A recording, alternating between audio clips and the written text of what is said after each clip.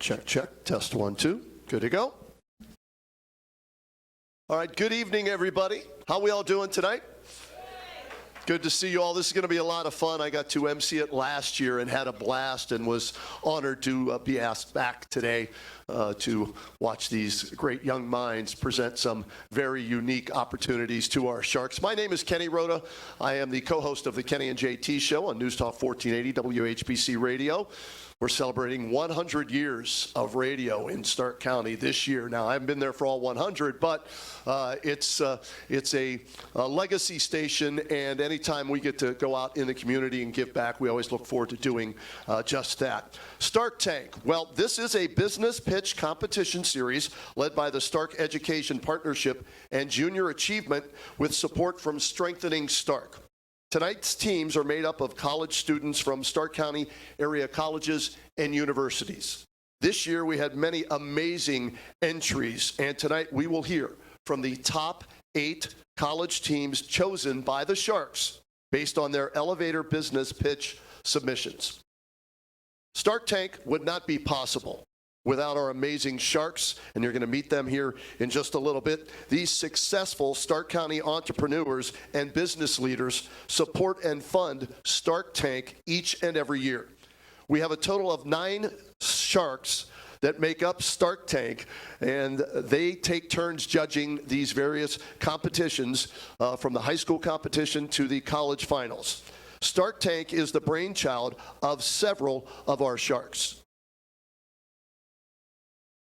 And the great thing about our Sharks is they are offering their time, their resources, their wisdom, and money to reinvest in the next generation of entrepreneurs. Tonight, we have 3 of these amazing Sharks with us. Let's meet them now. Please join me as we welcome our first Shark. We have the Master of Marketing and the award-winning CEO of Desidara. Meet Sue Grabowski. Hi, Sue. Good to see you again.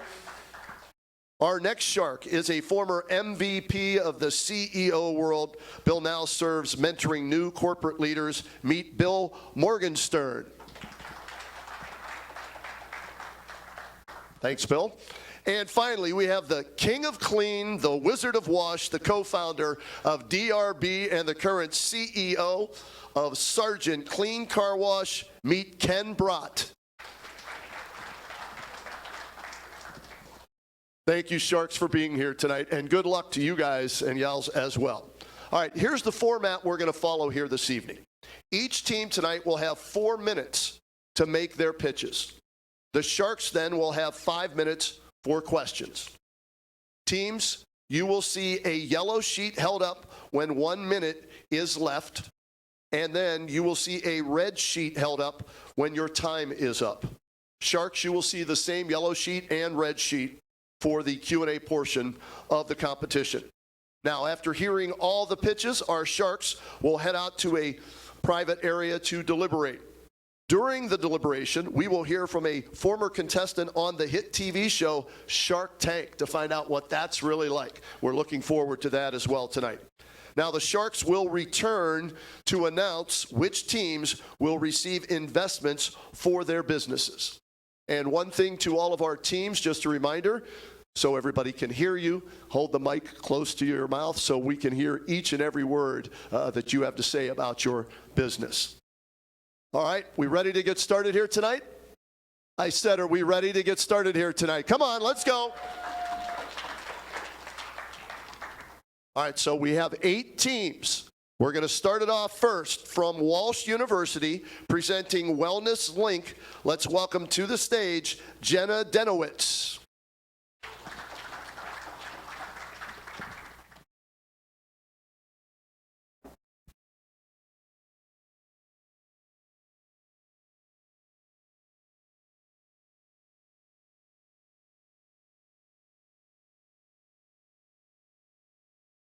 Hi, I'm Jenna Denowitz, and I'm here to introduce you to a healthcare innovation that's fast, accessible, and affordable. There is a crisis in Stark County as well as the nation, with average wait times in ERs being over 3 hours and costing over $1,200. 67% of these ER visits are non-emergent, and Stark County actually ranks in the bottom third of having access to primary care, with over 14% reporting not having a primary care physician.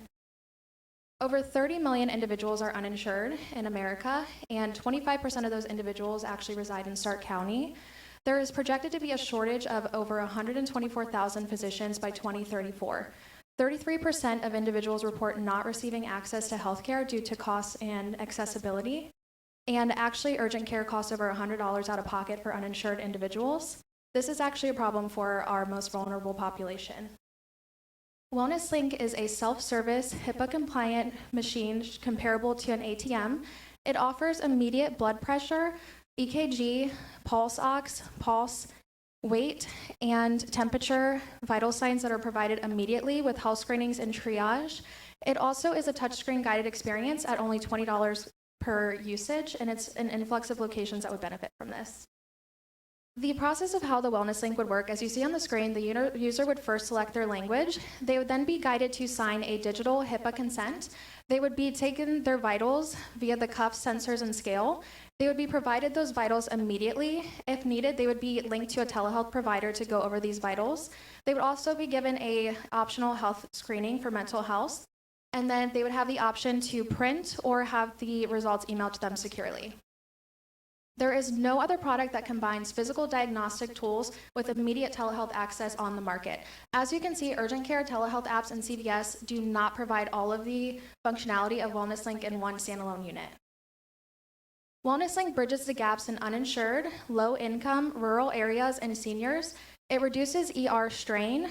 It promotes health literacy as well as preventative care, and it can serve over 1,000 individuals per month per kiosk. The cost to make one WellnessLink kiosk is $9,000. That does include the interface, hardware, HIPAA consent, and that does include the installation of the WellnessLink kiosk. With 20 users per month, the WellnessLink would break even within 23 days with $139,000 profit for one kiosk and $278,000 for 2 kiosks. And that's just the beginning. There's 7 other units of revenue streams, including advertising, corporate partnerships, government grants that boost net profit to over $190,000 and almost $400,000 for 2 kiosks. There is no product on the market that combines medical grade vitals with AI triage, mental health support. It is cost friendly, HIPAA compliant, and there's potential to franchise the WellnessLink nationally. With the production partners, there is a prototype ready in 4 months. There's 10 units that can be scaled in year 1, 30 in year 2, and it can also be scalable to school districts, to correctional facilities, and global relief sites. Out of 194 random surveyed in Stark County, 86% said they would use the $20 self-service kiosk, 91% of uninsured said they would use it monthly, 72% prefer kiosk over waiting in ER. The pilot plan is to launch the first kiosk at a fire station at a 24/7 trusted community hub, the second at a high foot traffic retailer grocery partner, and then expand into pharmacies as well as college campuses in rural areas. The break-even is well under a year. There's even positive return on investment with just 2 uses. It has positioned Stark County as a national innovator in public health tech. With your investment, it would start an immediate timeline with ongoing revenue to produce the kiosks. WellnessLink is for the people. It starts in Stark County, grows beyond. Let's bring fast, affordable healthcare to every corner of Stark County and beyond together.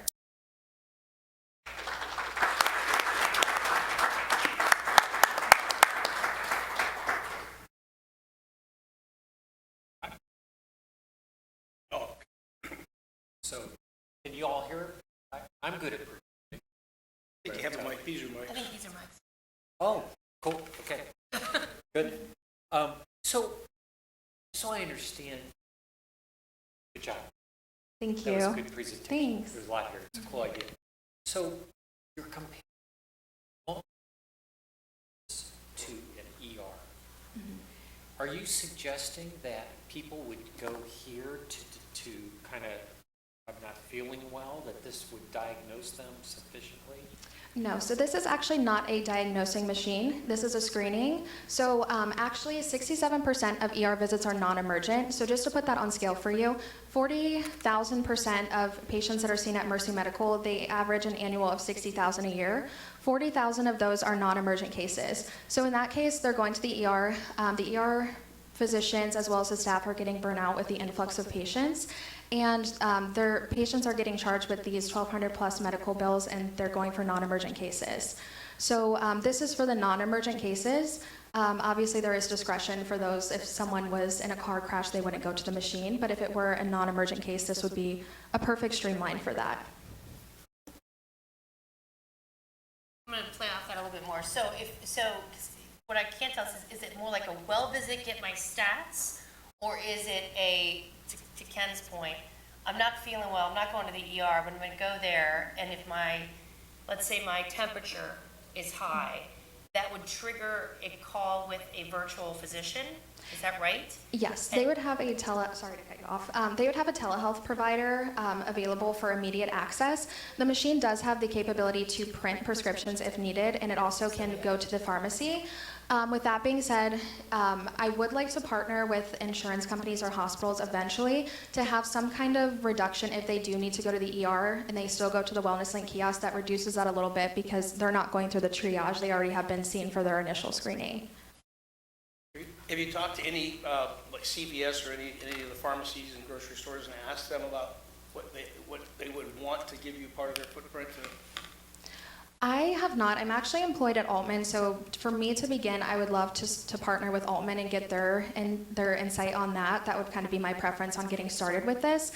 This is kind of my first initial getting the foot in the door for that investment for the Wellness Link. Well, it's interesting, Jenna. I was going to ask you, have you considered alternate revenue models? Specifically, I could imagine going to a CVS.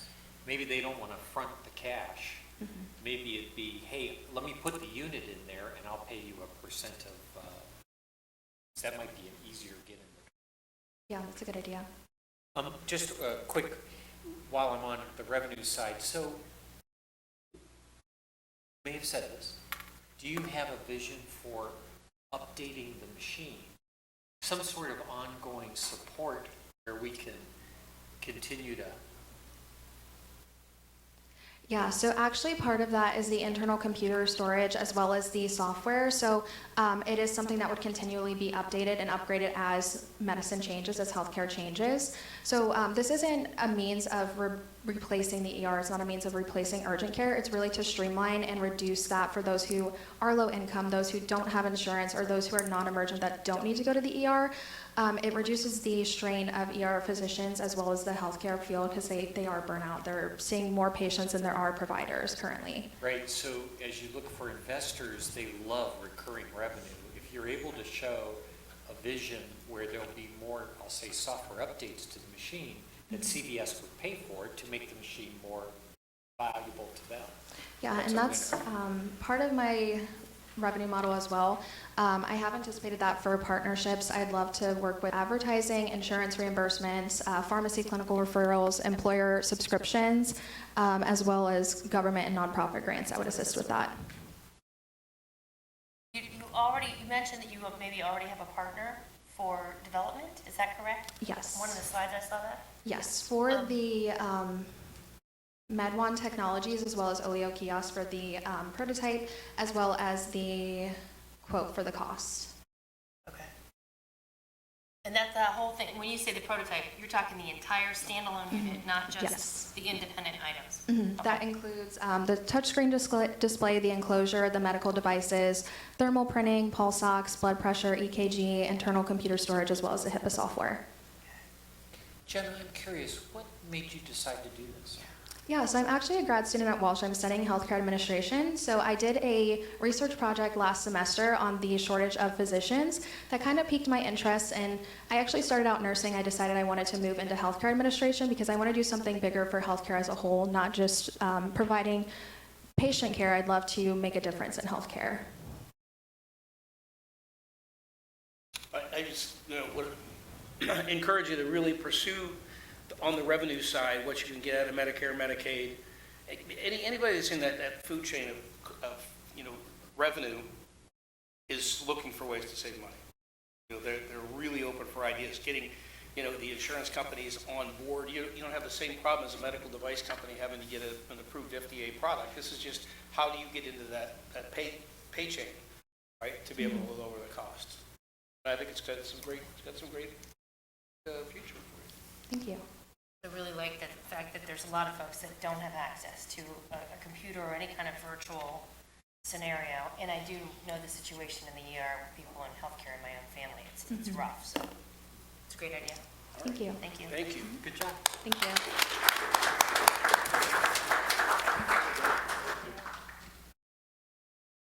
Well done, Jenna. Thank you. Off to a great start. These young minds never cease to amaze, and that's what makes this competition so much fun. All right, let's move along to team number 2. This is Flame Guard with team members from Stark State, Akron, and Walsh. Let's bring up to the stage Matt Smith, Zach Ferguson, and Joe Latarullo. Gentlemen, the stage is yours.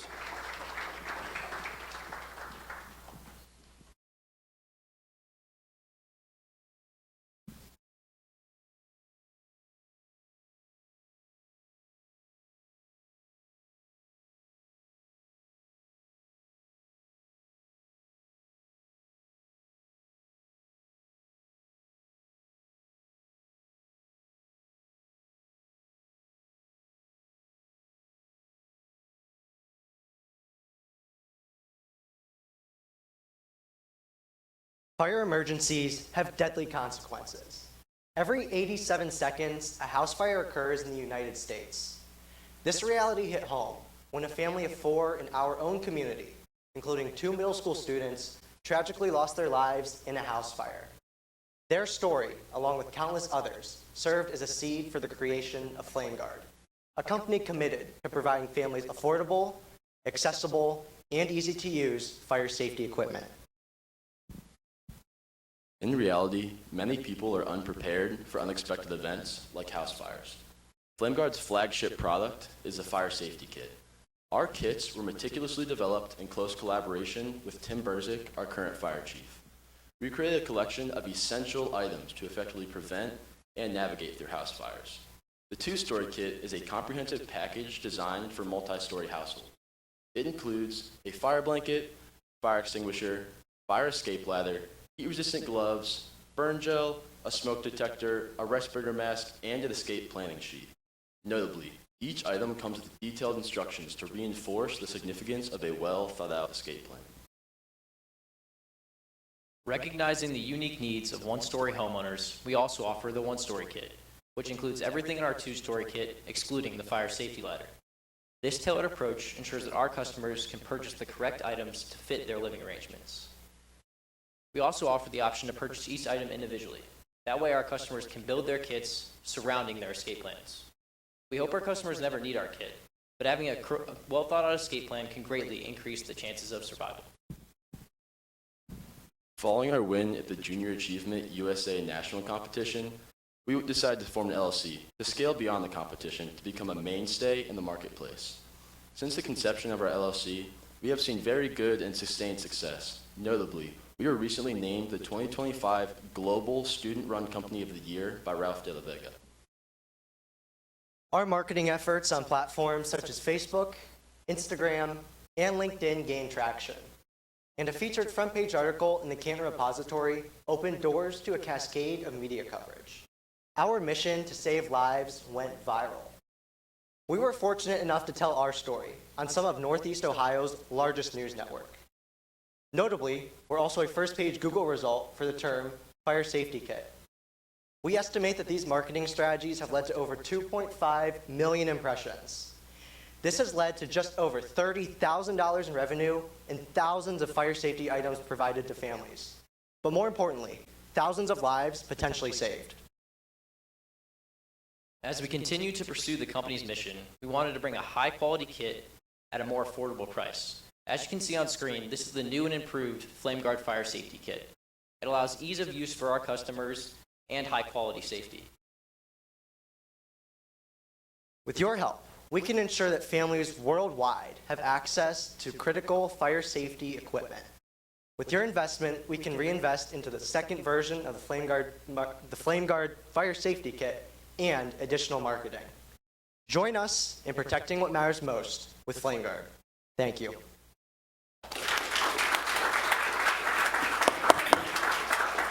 Yes, great presentation, and what a great product journey. You guys have done a nice job. Packaging is fantastic. I mean, being an assembler versus a manufacturer, right? Being able to pull things together, those resources. What do you need the money for? How will you use the money if you win the contest tonight here? Yes, so what we would use the money for is we still need a little bit of money to bring that concept of that prototype to life. So we're introducing some higher quality products and also some easier to use products. And that also brings our COGS down as well. So we need more money to essentially bring that product to market. And then what we would also do is we really want to hit on advertising. So we're looking to hire an agency or some sort of manager to help us do that. Okay, so to follow up, what about distribution-wise? How do you expect to get this into the hands of consumers? So we've actually been working with retailers. So there's a online platform called RangeMe, and it's the platform that like Lowe's uses to find various suppliers. So we're looking into that. You currently you're selling online, yeah? And you're just managing it yourself in your garage? How are you managing inventory and supply chain management, all that stuff? Yeah, so the company currently runs out of my basement. But we do work as a team, so whenever I need an item or anything, I contact Matt. Zach keeps track of all our finances. He gets the items shipped to me. We need them. We normally have a lot of items already on hand, and then I'll ship them out from there. And are you doing any marketing right now? Currently, no. We're still kind of, between, the college with all of us, and then we're still kind of riding that wave of earned media that we got from, last January whenever we went viral, and we're on multiple news stations. And then our nationals win over the summer actually really helped us in terms of, search SEO. And then just a couple weeks ago whenever we won globals, that also really gave us a little boost in sales. And we're looking to probably in the next couple of months really focus on marketing, figuring out what will be effective, what we need to do to push this to as many people as possible to help them protect what matters most. Please. And what about the competition? So when we heard from you in high school, there were individual, suppliers of all of these things, but if I can recall that, there wasn't a kind of a grouping of it all together. What's the competition look like now? As of right now, we are looking to get one person to bring this all together. But as far as competition from other companies, we've actually seen some more fire safety kits pop up from other companies. Big one is Prepared Hero. So what we wanted to do was we wanted to come into the market with a better price and essentially be like, hey, we're the original fire safety kit, and we want to try to become the competitor over them. Add on to that real quick. So a lot of other safety kits do not have the fire escape plan that's customizable, and that's something we really pushed at nationals and stuff like that. A lot of those kits do not have a customizable fire safety plan that you can sit down with your loved ones and say, this is where we need to go. This part is where the best escape route is. So that's kind of what set us apart. Yeah, I love the idea. Great presentation. You guys, you've come a long way. Yes, I'm sorry, you had a follow-up, you were going to ask a question. I was going to ask, go for it. Just a quick. So, have you tried? It's kind of easy to get on Amazon, isn't it? Or am I overstating that? Have you tried something like Amazon? And then the part two. What about? I think we talked about getting on the shelves of Target, Hartville Hardware, whatever. Yes, so actually we have sold on Amazon. We brought our fire blankets there. Unfortunately, Amazon likes to take a lot of fees. So we shipped our products directly to Amazon, and they were taking nearly 50 to 60% of our profits. So it really wasn't worth it to us. But as far as reaching out to other people to get this product on shelves, we have been working with Hartville Marketplace and various retailers to actually get our product on shelves. And I actually, right before this, I got an email from a company saying like, hey, we want to try to move forward, try to get a meeting set up with you guys to get this product on shelves. I just have two quick things. One, your number one search result for a fire safety kit, is that organic or is that paid search? All organic. Fantastic, that's really great. Second, have you considered utilizing thousands and thousands of fire stations as your way to let them use it as a fundraiser and reach the public for you? Yes, so we actually we've worked very closely with our own Jackson Township Fire Department. They helped us develop our product, and then we really do want to, that's another part of the marketing thing we want to attack, is go out to all these fire stations, let them know what we're doing, because our goal is to help them, because a lot of people, it's all about education. People don't know, like before we started this, I didn't know what to do if there was a fire. Like it's something you don't really think about, something that you would never be like, oh, my house will catch on fire. But that's something we really want to do, is partner with these fire stations, help them, get the word out, and even make our product better than it already is. Yeah. No, that's great. I mean, if I had a choice of buying it from Amazon or Target or going to the fire station, because I knew some of the money was going to go to them for a good cause, I'd go to the fire station all day. Good to think, you guys. Good job. Well done. Well done, gentlemen. So we have 6 more presentations coming your way here tonight. We'll go to team number 3, representing Mount Union for Clean Treads. Let's welcome to the stage Cale Snyder.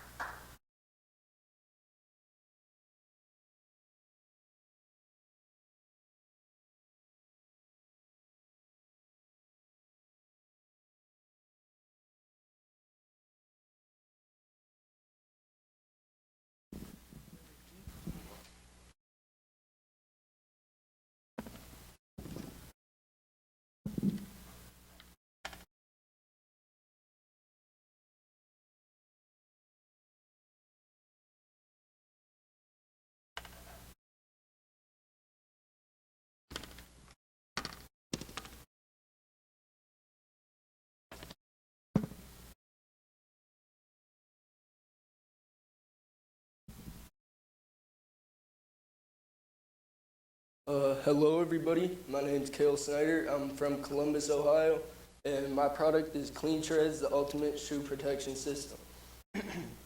Now, picture yourself walking through a park and you so happen to step in that puddle of mud in those brand new shoes of yours. And you're like, oh my gosh, what am I gonna do? I don't feel like taking time out of my day to clean those shoes. Or on the other side of things, picture you're traveling for business or even a vacation. And you're packing that suitcase, you have your nice clothes in there, and then you have to put your shoes in there. Well, that is why I made Clean Treads. So what is Clean Treads? Clean Treads is an ultimate shoe cleaning and protection system. So how I've designed this is it's a 3-compartment design with the angled zippers to allow up to a size 13 shoe and an accessory pocket on top to allow insoles, laces, or even gloves for athletes. Now how it works is you put your shoes in the bag, accessories in the accessory pocket, and then all you need, put it in the washer. All you need is a Tide Pod, run a cycle on it, take your shoes out, let them air dry, put the bag in the dryer, and it's ready for another wash. On the traveling side of things, this bag is easily foldable, and it allows it to fit into basically any suitcase. On the other side of things, we have a hook for when you get to your location, you can hang up the bag and keep your shoes safe, or even just put the bag there. Now, with our product only being $25, it's really affordable, it's great for travel, and we also have color options, being the sky blue, atomic red, and champion purple. So, who are we targeting? We're targeting sneakerheads, athletes, parents, travelers, or even you guys. With that being said, the shoe market is big. With the worldwide shoe market being around $400 billion, and in the U.S. alone, $92.6 billion, this creates a massive market to where if we can just get a sliver of that, that's exactly what we want. So our competitive advantage over our competitors is our design is an all-in-one bag. It's not multiple bags like that are out there. It fits up to a size 13 shoe. Our competitors, it does not say what size shoe can fit in there. and it's great for travel and not just for washing your shoes. It's a great brand with the trademark filed as well. So, for our revenue and margins, we are selling this bag at $25, with the cost of goods being $5.90, making our gross margin $19.10, which makes our gross margin percentage 76.4%, which is a great number that you really like to see. Now, over to the marketing side of things, we're going to take 10 to 15% of our revenue and put that back into marketing spend. Whether that's social media such as Instagram, TikTok, or even Google Ads. So our 3-year plan is year one, we want to sell around 6,000 Clean Treads bags, totaling a revenue of $150,000. And we really want to focus getting people to cleantreads.com and educating them. As well as we're in a sneakerhead store already through a connection I made at Mount Union, Kicks in the 216 down in Cleveland, 2 great locations. We're also going to get into Amazon lightly in year one. Year two, we want to double that, really focus on getting more people to cleantreads.com, and that's when we're going to hit Amazon harder. Now, year three, we're going to triple off of year two and get as big to where we have to run through a 3PL warehouse. And we want to be able to go to trade shows to develop the larger retailers and get those relationships. Now, I thank you all for being here. And look good, feel good, Clean Treads.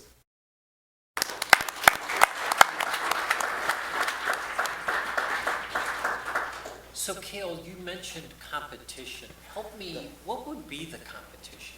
Okay. This seems very novel. Yeah, so there really is not a lot of competition. Only competition we've found, or I have found, is through Amazon. I did some searches. I even purchased a bag of the competitor, and it was 2 bags that were circular just for washing shoes. But other than that, there's not really any competition out there. And it is the vision, you may have said this, I apologize, but the vision is the reason this is a towel is so I can clean the shoes? Yeah, that gives the agitation in the washer. Okay, For sure. oh, okay. Plus, I Interesting. could see this, like, having had sons hauling muddy shoes home, I'd rather just put them in here and while they're already dirty, right?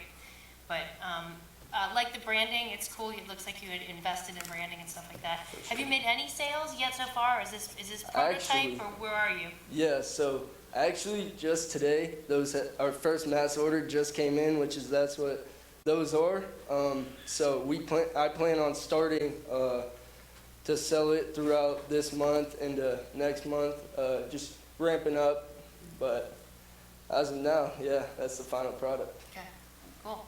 So, similar question I asked the other group, where do you need the money? Where are you going to spend the money? For sure. So what I will do with this money is 100% will go into my business account to reinvest back into the business, with 12% going into marketing, 68% into inventory, projecting around 2,800 units, and 5% or $5,000 I'm going to keep in the bank just to have on hand. I have to compliment you. When I was your age, a guy my age said, who was very successful in business, said, you know, Ken, ideas are easy. That's the easy part. It's actually making it work. Everybody has ideas. Those are cheap. But you made a very nice product here. I mean, this is a fit and finish. This is a lot of work. Thank you. I appreciate it. You mentioned you have the trademark on the name. Is this patentable? Because is this a different kind of design? Yes, it is patentable, but we don't want to just patent that because we're going to develop we're going to have different size bags as well, to where we're going to expand our brand and not just make it patent on that exact bag. But we do plan on looking into that more in the future.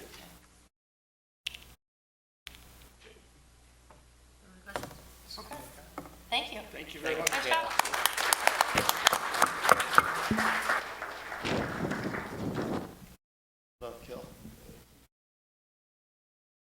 Another great idea.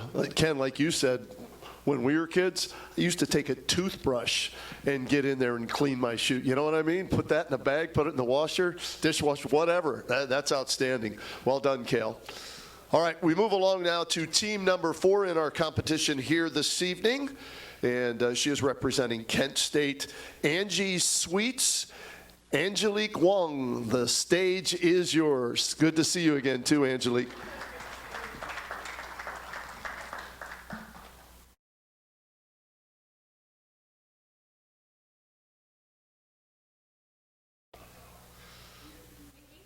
Yeah, it's a rough job, but somebody has to do it, right?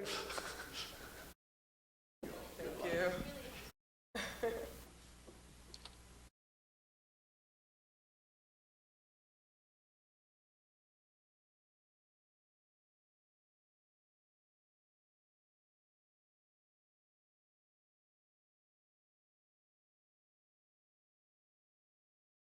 Full screen as we're going to get. Good evening, everyone. Now, raise your hands if you have ever had to say no to a 16-year-old. Well, y'all are stronger than me. I wish I was like you. So my charcuterie actually came about because of a 16-year-old and a 16th birthday party. We know how those go. Now, she happens to be my cousin. Her aunt is my mom's sister. As the game goes, you have no choice. Now, the beauty of it is that I created a sweets box for her 16th birthday, and suddenly other people wanted it. I used to do it just for my own events, but charcuterie has changed my life. And in addition to that, you'll find brownies, tables, and a lot of goodies. Now, catering companies, couples, and venues all have the same need: affordability and accessibility. None of them want to put their staff or their family through cutting tiny cubes of cheese for any occasion, even weddings. Now, most of us have seen charcuterie online, and we've probably seen it from a company or two. There's a lot of differences between myself and the ones we've seen on the internet. Not everybody does it as a service, and catering companies only have so much reach when it actually comes to providing a customizable experience. There's usually making things for a large amount of people and 10 to 20 dishes at a time. I would know that because I work at a full-service wedding venue. Additionally, some people just do this as a side hustle, and they don't understand how much these services impact someone's life. Many people are investing their hard-earned money into their special events. Now, when it comes to charcuterie and brownies, it's completely based on how many people you want to serve and what you want your presentation to look like. So whether you do a full 6 to 8 foot table display or a little favor box that's personal for your guests, like the ones I gave the judges. In addition to that, we have interactive and customizable experiences like our brownie bar. You just get to walk up, pick a flavor, and put anywhere from 10 to 15 toppings on it. Usually the host will provide, they'll take care of the pay, and the guests just get to enjoy. Now, when it comes to our workshops, you can book them privately or attend a class. Our first class ever was about 2 weeks ago, and we had over 40 guests. For the first time, that was kind of crazy. As someone who, this is also my first time doing it, it was amazing to see community come together over something social and edible. Additionally, we spent less than $200 on Facebook ads and filled our class. Now, these impressions are from that ad. We've only run about 2 over the time of that class to prepare for it, and our impressions have doubled in our engagement. Additionally, many people realize they would love to go to this, but don't always have the availability based on the date. So one thing we want to do is put out a yearly schedule so people can book their calendar ahead of time. Additionally, for private services, we would like to enhance the upsells. For workshops, we want to book more private ones. And for wedding shows, we want to book our books a year out for events. Now, when it comes to my team, Austin is our operations manager, currently works at Swagelok over the last 7 years working on the processing line. So we've taken the processes that he's learned and applied it to our business. Chef Mike is my mentor at Tangier Catering. He's been with them for over 30 years when they were both a restaurant and Cabernet and a full-service wedding venue and catering company. When it comes to me, I'm an entrepreneur at heart. I've been a serial entrepreneur since I was my sophomore year of college, and this venture has completely taken over my life, so it's now my main focus. When it comes to how we plan to spend the money, the total request is $15,000. This would allow us to scale much more rapidly than we currently are so that I can continue to do this and into the full time and contribute to people's lives and events. Advertising has been a huge part of us actually reaching consumers. Wedding shows are how we book our books out a year ahead. Additionally, for me to grow and expand into the rest of Northeastern Ohio, I'm going to need personnel and dedicated spaces. So as far as what we want next, sweets can be shipped. Just like the brownies you have on your table, we have a few other recipes in store. Those can be sent all over the country, and we would like to start to do that more. Affiliate marketing and content creation is great because charcuterie requires a lot of tools, and many people on the internet enjoy to do this in their homes and would like to learn how. For me, it doesn't take away from my business because not everybody's in Ohio. Northeastern Ohio, I currently live in Kent and would like to expand past this area, but that does require staff and a few more help. And I would like a dedicated prep and class space so I can stop paying for the overhead I do now. Let's get playing with your food fun again with Angie Sweets and Treats. Thank you.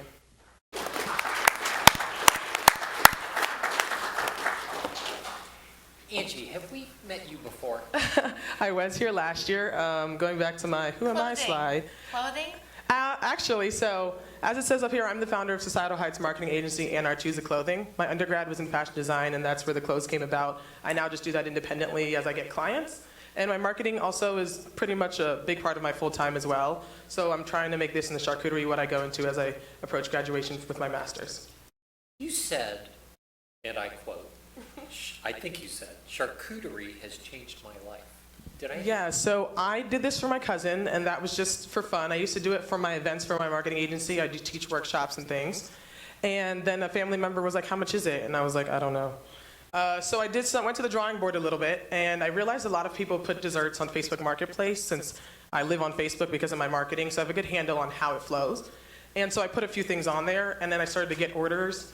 And then I went to the venue I worked at and I said, hey, can I do charcuterie? I know we started getting requests for that since we're full service for catering. Thankfully, my boss trusts me, and I've done every wedding, probably about 20 of them at this point over the last year. What's been your revenue so far? So far we're at about 15,000. Since I am still in school, I can only take so many events. Working at the venue helps a lot because I take all of our tables and get a commission off of that, but I don't have to pay for the food. So I would like to do that with more catering companies as well. And then I project by the end of the year we'll hit about 50,000 because I would like to add about 2 classes per month. And with the weddings we already have booked, I have a decent amount on the average. What about margins? Do you have any idea? So for the classes, we have about a 50% margin. In a perfect world, once I increase the frequency, we will take that down. We would be able to raise the profit margin to about 60% because I'll be buying in bulk versus individually per class. Same for the charcuterie and brownies. Right now, their margin's about 45%. Once I can buy in bulk and I can fill my books a bit more close together, then I can buy food in mass without having to have the same overhead. Curious well, first, how did you get 40 people at your first trainings? I know, right? And what's funny is with me having to source the location and the food and because how my classes work are they're meant for you to socialize with your community. So it's about 3 hours, and in between making and learning fun charcuterie techniques, we also do mini games. I force you to talk to the people around you. So many of them left with meeting strangers and becoming friends. And so when I marketed it, it's called Charcuterie and Socialize. And the charcuterie and is the theme. So it can be charcuterie and singles night, charcuterie and date, charcuterie and entrepreneurship, and I kind of would like to push that model. Additionally, depending on some of the classes, I actually collaborate with other businesses like the one we have coming up.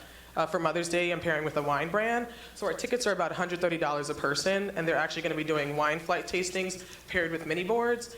And we're going to do a bouquet making workshop as well. So I want to add to the collaborative classes a bit heavier because it supports small businesses, and that's always been my life since I was an undergrad, helping entrepreneurs do what they want with their lives because thankfully, I'm so close to managing doing it myself.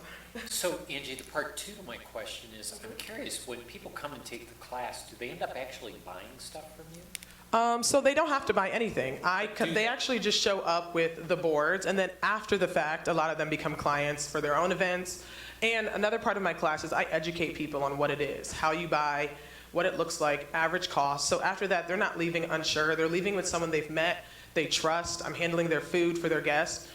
So many of them, I have a few people from this class that are actually going to be booking private workshops and scheduling for some of their events. So they also get added to my email newsletter, they follow me on socials, and then the train just continues. So with the wedding shows, we know our books are filled the next year, and same with the classes. We can literally book everything ahead of time, and that lowers all of our costs at the top of it. The experience marketing space is really hot because I think post-COVID too, we're trying to get back out, even though we've been out for a while. But it's, and so I'm thinking scale, right? So even though you want to grow here, it would be cool for you to take a new take on this, and you become the director of it, but people replicate your view everywhere you go. It is actually funny you say that. So I'm originally from Maryland, so I have people at home that obviously follow my socials, family members, friends, etc. A lot of my family is spread between Maryland, New York, and Ohio. So a lot of them would like me to bring it to that demographic as well. So my long-term goal is to have a physical storefront here in Ohio because I live here. I actually live over in Kent, and as we know, it's supported by small businesses through and through. So I would like to have a physical space for my classes in this location, but the main goal is, especially with that Northeastern Ohio expansion, is to get someone who manages that market. So I'm just managing all the markets, and as we grow, we can also take that nationwide, because there is maybe one or two nationwide charcuterie companies. There's one over in Stowe called Craze, but it's a very specific model. You have to understand the flows and the function. And because of my marketing background and just being an entrepreneur for so long, I have a very good handle on how a consumer turns over and how to keep them there. So yeah, that's my goal actually.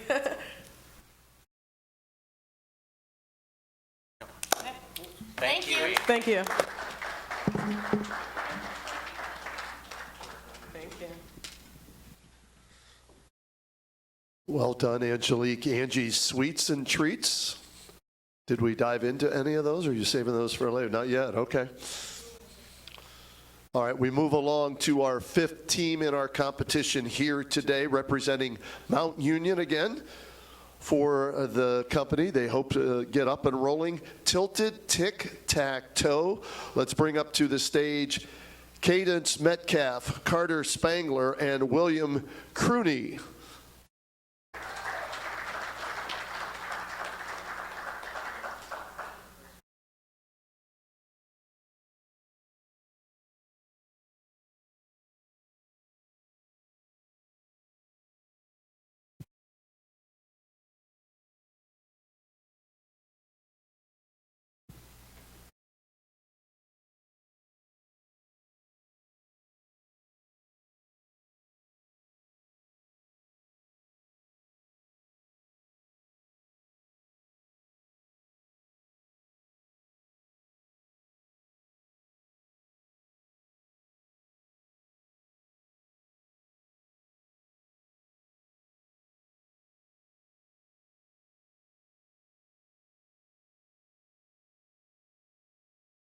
Good evening, Stark County. We are thrilled to introduce to you Tilted Tic-Tac-Toe, a game that combines the strategic fun of tic-tac-toe and the competitive side of cornhole.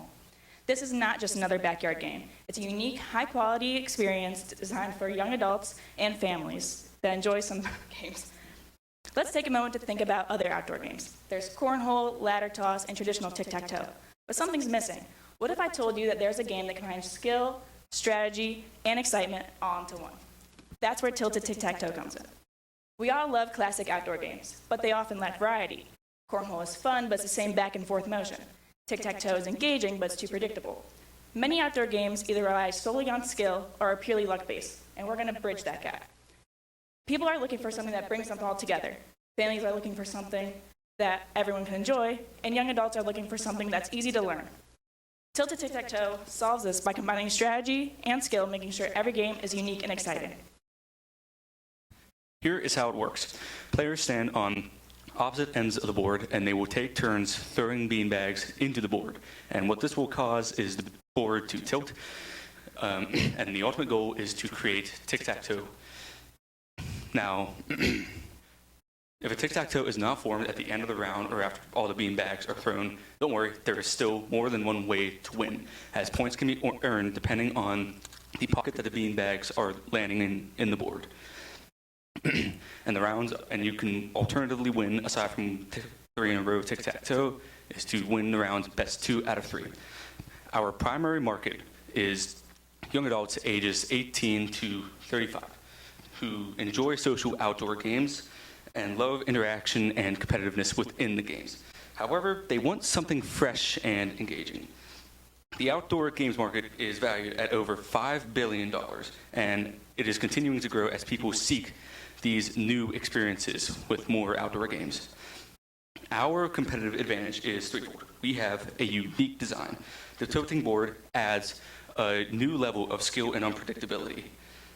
And our board is made of high-quality materials as it focuses on durability, functionality, and transportability over other most mass-produced games that are out there currently. And lastly, we have a direct consumer model. We plan to sell directly online, and this gives us better pricing and targeted marketing. We have a strong brand and proven demand, and we plan to scale and eventually license our board game to a game manufacturer. Thank you, Will. So on to the proven demand. We've had the opportunity to play test this game before. The last play test we did was at Mount Union's alumni tailgate, which was back in the fall. During that tailgate, we had the opportunity to hand out anonymous surveys. With the anonymous surveys, there were 4 fields that were based off of the initial design criteria, and we received 32 responses, I believe 12 of whom signed up voluntarily to be on an email list should the product go further. So we asked people how well the game retained their attention. Out of 5, 100% of the 32 said, yes, this game fully held my attention. Then, as to ease of understanding, we asked players for their thoughts on that, ranked 5 out of 5 and 4 out of 5, strong in both categories. And then their overall experience, which is you would expect to see much more variability in, you still see a 4 out of 5 and a 5 out of 5 dominating all responses. Then, for likelihood to recommend, there was a 50-50 split, but still overwhelmingly positive, 4 out of 5 and 5 out of 5 rankings. Then, more recently, we had the opportunity to put online polls up, where we received roughly 60-some responses asking people if they've played cornhole, if they've played tic-tac-toe, if they've recently bought outdoor games, and if they'd be willing to pay our target price of $50 for an outdoor game. The response to all 3 of those were yes, with decreasing percentages, but still over 50% in all categories. So, Tilted Tic-Tac-Toe is not just a game. It's an experience that brings people together. We have a proven concept, a clear market opportunity, and a scalable business model. Are you ready to tilt the odds in your favor in helping us revolutionize outdoor gaming? Thank you. And are you ready to, oh my goodness. Thank you. And judges, are you ready to play? Nice job. Hey, great job. I am a big outdoor game guy. With my kids and my grandkids, we're always looking for something new. I think this is a very novel approach. Have you looked at patents? Have you looked at, is there any other product that moves and tilts and, do you see any barriers to getting a patent? As to getting a patent, we've not seen any barriers yet. In the market, all the comparable products are not very durable and do not tilt like this tilts. There are outdoor tic-tac-toes, but they typically do not work as well and break very easily. Well, patents are really, granted based upon a novel use of something that's different than others, right? So the tilt is really the unique part of your design. We were unable to find, sorry to cut you off. No, that's we were right. unable to find anything that tilts like ours does. I happen to have a patent lawyer across the hallway from me, so I'm going to look at it tomorrow, see if Okay. into it. What's the costs? Cost to make, cost to sell, or how are you pricing it? We hope to price it at $50, but that'll be at larger production. Currently working on making minimum viable products, but those will cost a lot more than the final product will because we'd like to make this out of a plastic material, not a wood material. However, if you've ever worked with plastics, you know how much dies can cost. Crazy expensive. And so we're looking on getting a patent first and then working on licensing to a manufacturer. How'd you come up with this idea? So this was actually for a class in school. We had to design some type of outdoor board game, and this is the entire class itself, making this board game and then presenting it to what was called the Engineering Design Expo at the school, where our board game actually won out of 13 other entries, I believe, or somewhere around 13 other entries. That's cool. I've had the opportunity to design a lot of products in my day. There is a definite correlation between how easily deployed it is and how often it will get played. That's a piece of cake. You just pull it out of the trunk and set it on any patch of grass and it's a go. It is, I'm glad you said that. It's, it looks a little plain right now. The vision, I'm sure, would be a more finished look. Yeah, the ability to even brand this a variety of different ways. I mean, having the game itself, but then putting company branding, different messaging. I can see this at bars. I can see this at beach scenarios. So Steeler logos all the way around it. yeah, hey now, yeah. So really cool idea. Thank you. All right, thank you, guys. Thank you. All right, thank you. Can you hit it from here? Thank you. There you go. Well done. Bill, I'm like you. I'm always looking for something new, something different, right? Outdoors and everything like that, tailgates, high school football, college, well, whatever it is. So very interesting. All right, great job. Let's move along now to team number 6, Investagram. This is Lakeitha Kala from Kent State. Lakeitha, the stage is all yours.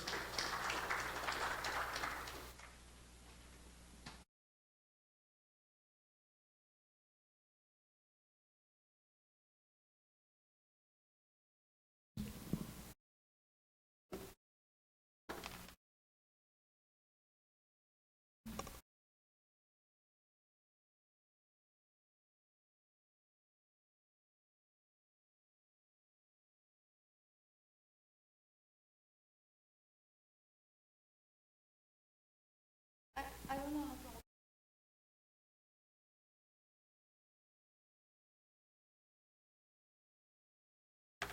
Oh.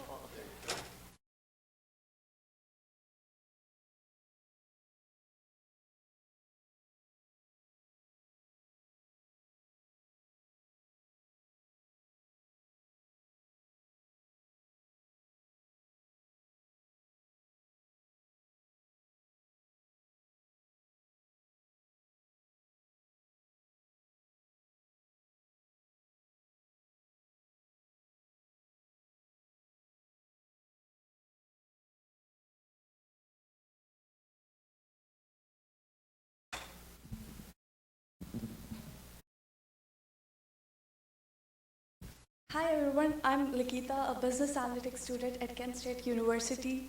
I have always believed that gifting should be more meaningful and financially empowering. That's why I created Investagram. Imagine gifting your friends something meaningful, something that actually grows in value. What if we give them the power to invest? Introducing Investagram, the first multifunctional gift card that allows users to invest in stocks, buy cryptocurrency, or spend their money anywhere crypto payments are accepted. No restrictions, no limitations, just pure financial freedom.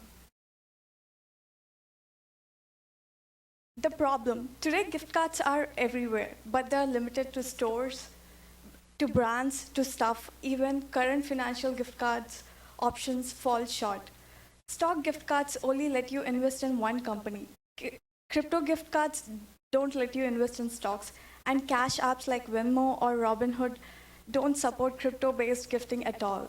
There's no single solution that gives users freedom to choose how they want to grow their money until now. Our solution.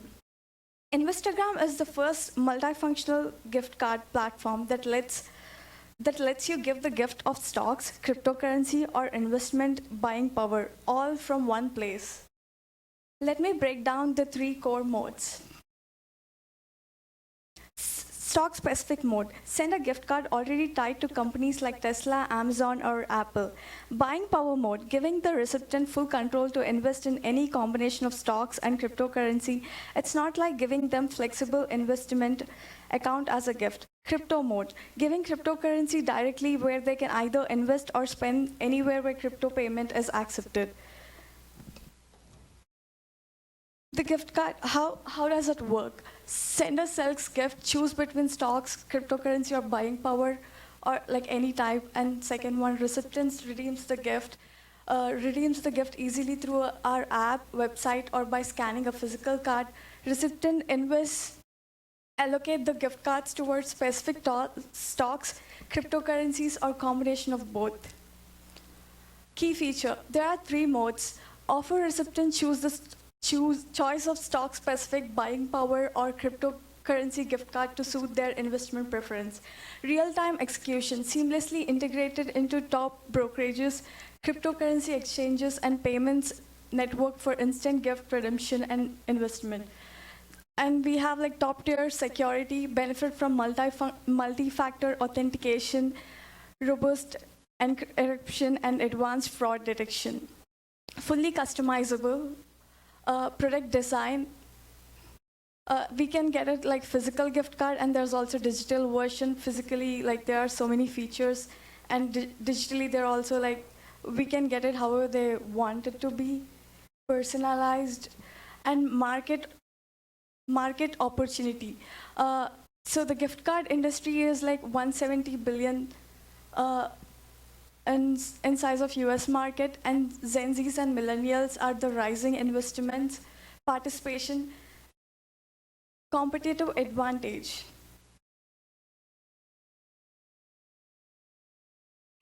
Yeah, so we have multi-mode support, no need to pick between stocks and crypto. User empowerment, recipients decide their investment, real-time investing, live market prices via integration, custom experience, digital or physical, enterprise security. Our vision, financial gifting platform, we combine with like brokerage firms like Robinhood and Coinbase, democratizing investment, making investing accessible through the power of gifting, inspiring investment, encouraging new investment journeys in a meaningful and personal way. Let's change the way we gift money.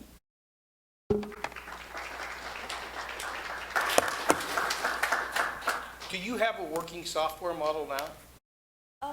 No, I don't have the working software mode, but I we did create a website. Like right now we do have a website, but it's still in the initial process. It hasn't like completely developed, but I did like patent research for my idea.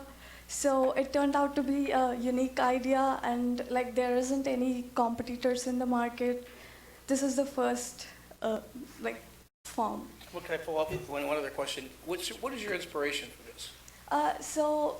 So like one day randomly, like I got interested in stocks and cryptocurrency, and now we see how Bitcoin is like rising, and like everything, like people are buying from coffee to cars with Bitcoin, making transactions through Bitcoin and everything.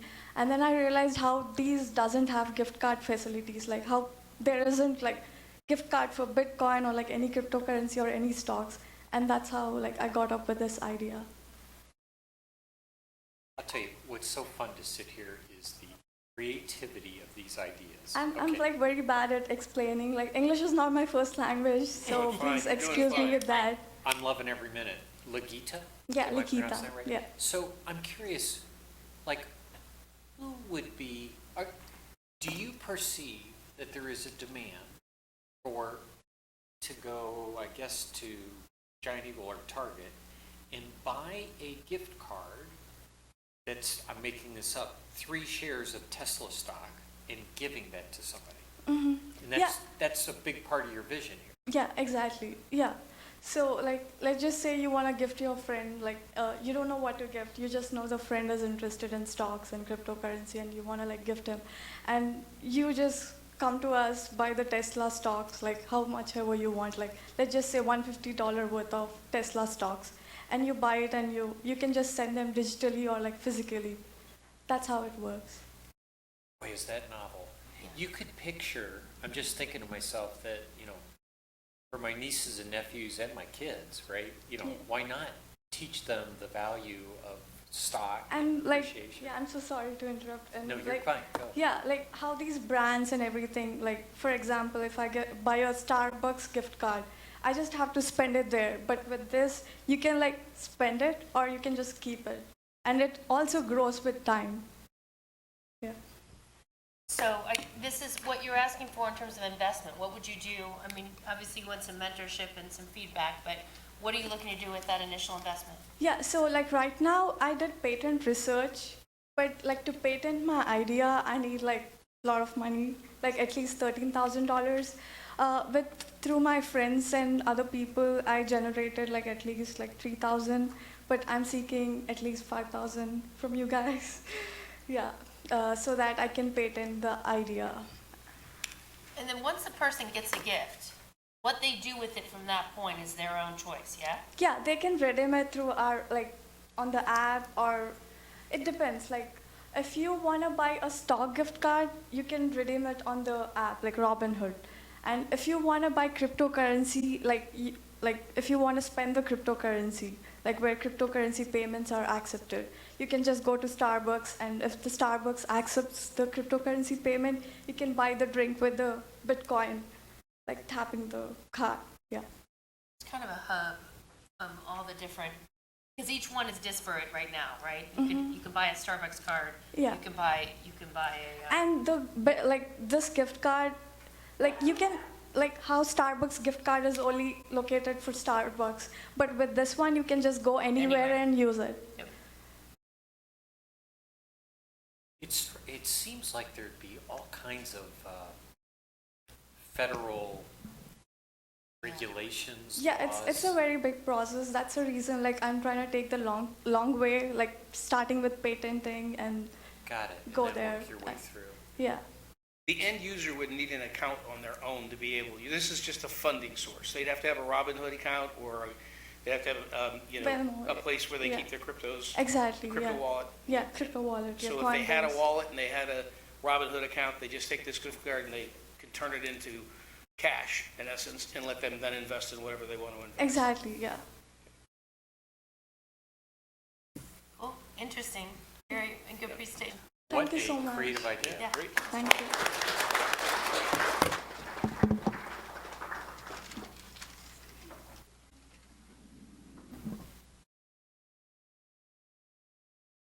All right.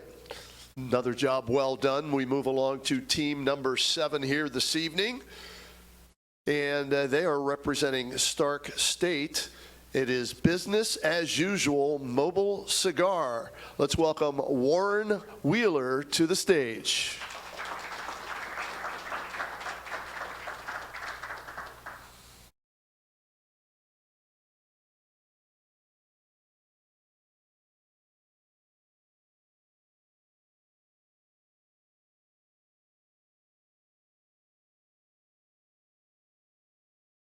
Thank you.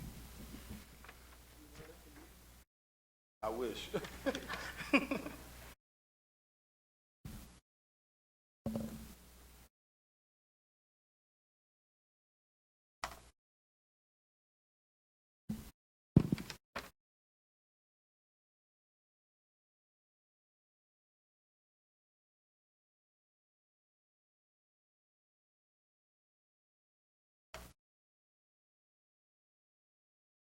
Sorry, my name is Warren Wheeler Sr.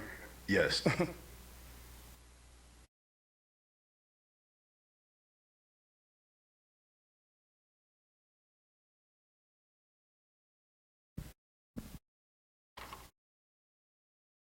I'm sorry. My name is Warren Wheeler Sr. I'm a cybersecurity and computer forensics major at Stark State. Imagine a premium cigar lounge. It's rich aroma, sophisticated ambiance, and top-tier selection, but with the flexibility to bring that directly to you. That's exactly what business as usual is. With a carefully curated selection, knowledgeable staff, and fully equipped mobile lounge, we bring the tradition, craftsmanship, and social elegance of cigars straight to your doorstep. So sit back and enjoy, because luxury should be wherever you are. Welcome to Business as Usual, where premium cigars meets convenience and class. Our mission statement. Our mission is to introduce and educate cigar enthusiasts to the evolving cigar culture. We also aim to create a network and platform for cigar smokers of all walks of life. We're going to go to the issues of the cigar market. Brick and mortar issues are inconvenience of local shops and lounges, inventory integrity, and inequitable staffing. A lot of that stuff would be location, hours of operation, limited space and comfort, inconsistent product selection, high prices, low quality, and biased hiring. These factors will lead to less efficient, more frustrating experiences for customers who will turn to larger or mobilized businesses. Our solutions with first-rate service, convenience, inventory control, and personalized engagement, we plan to corner this market. With first-rate service, is delivering unparalleled customer service by integrating accuracy, speed, and personalized interactions to enhance satisfactions and long-term loyalty. Our target market, there's 11.8 million residents in Ohio. With an average age of 39 years, there's 2.4 million smokers. That's a big market. So we plan to tackle, all the 2.4 million that we can and service them as best as we can. The global cigar market is rapidly growing. 2020, the global market was valued at $11.61 billion, with a continuing compound annual growth rate of 10.43%. In 2023, it went up to $29.21 billion. At 2025, by the end of 2025, it is expected to be at $59.36 billion. And in 2030, they're projecting it to be at $97.48 billion.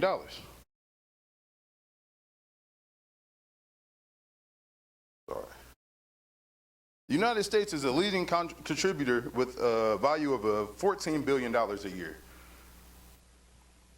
Our service and products, we have cigars, of course, apparel, memorabilia, pairings and etiquette, and we offer consultations, direct sales, and online sales. This is the actual setup of mine. This is one I did in North Akron for the North Akron Community Festival. So, business as usual cigar service, reunions, festivals, private events, wedding events, and corporate outings.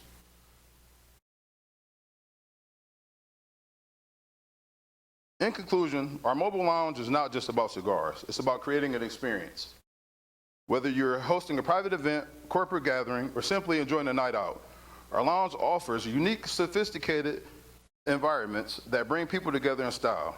Thank you for your time, and we're looking forward to making business as usual your cigar salon.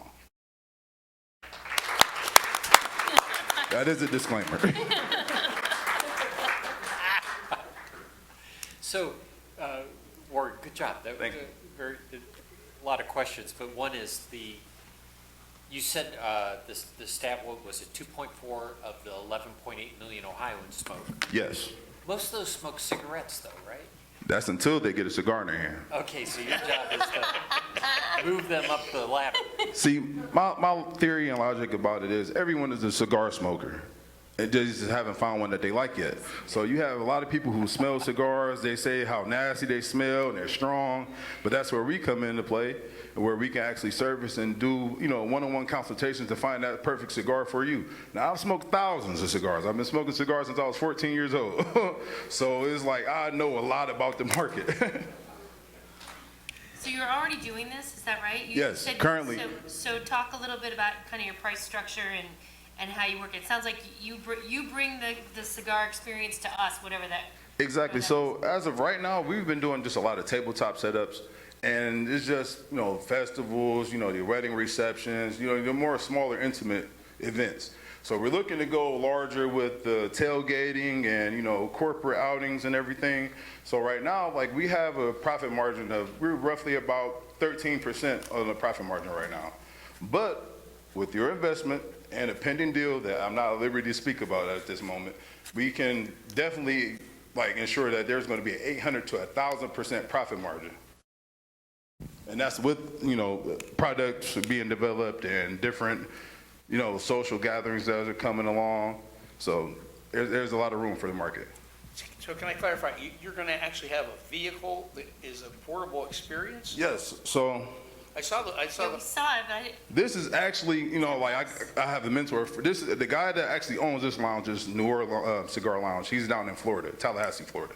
So, this is actually a picture of his lounge. So I kind of, been, picking his brain, piggybacking off of him on ways that I can go ahead and do my actual mobile lounge here. So that's ideally what I'm going for. So, Ray, or just to go on, so a corporate event. Yes. What's your vision of what that looks like. So say you have a law firm, they're celebrating, a big deal that they just closed out, or a real estate firm, they just bought a lot of corporate buildings and everything, they want to celebrate. So they will call me, I'll show up. Well, before I show up, I'll get, an actual listing of everything that they want. So you can pick, and I will be, ranging from the boutique cigars that are more, smaller companies up to the, the bigger investments such as what I gave you today, which is a Camacho cigar. So it's pretty much, it depends on what you want. I will basically be able to fit what your needs. I haven't seen these around. I'm assuming there's not many around here. Not that I know of. I haven't found any in Ohio yet, any. So I will be the first as of right now. There is a cigar lounge over on Fulton Avenue, though. Yes, but it will stay there on Fulton Avenue. That's why I'm a mobile cigar lounge. I'm saying that to your benefit, to say that there is a Absolutely. demand. There are Oakwood people that go Square, there, too. and they do well in it, yeah, Yeah. that's right. So those, and you mentioned the hiring. What I'm taking from you is you really know your product, and that would be the difference in the employee experience with me. So to touch bases on the inequitable staffing, so post-COVID, a lot of the cigar lounges, they just hired who they can get at that point. Yeah. So a lot of them, they probably don't have product knowledge. They aren't really personalizing anything. Like I went to just a cigar lounge yesterday just to see what was going on. Wasn't really greeted. You're supposed to make people feel welcome, especially with this, this niche. So a lot of the things that are going on right now, people are just hiring, like I said, whoever they can find instead of educating the people who are putting their, at their counters. And what would you use the investment for? So the investment will go towards actually structuring the physical mobile lounge, product development, and also marketing. I realize this isn't part of your current vision, but I'm curious, is there like a subscription-based concept where people get, once a month get a Now that is part of the consultation. So I'm in the process of developing an app to where you can actually go ahead and subscribe to a membership, and there will be a cigar club with monthly cigars, weekly news of the cigar industry, and so on and so forth. Just my 2 cents, though, what's nice about that kind of idea is it's got a recurring revenue angle to it. Absolutely. that can- It's not stagnant at all. Yeah. Even, with the, tariffs that we're, projecting to come about, the tobacco industry is still going to stay where it is. I mean, as far as, levitating, but there's not going to be any time soon where you just see tobacco prices going down. Like, I remember it was about 6 or 7 years ago, a pack of Newports was what, $4.50, $5, now, they're $8 a pack. So, so now they just bring it over to the cigar industry, it's the same thing. No one is going to stop purchasing the cigars. One quick question on your name. Why the name Business as Usual? So Business as Usual actually started as a security company. That's all I actually, started out. And it was more so just, just on down the line. It's just business about everything. But we also make the business personal. You know how they say, you never mix personal with business? That's, it's kind of cliche. Thank you. Thank you. very much. Thank you, Warren.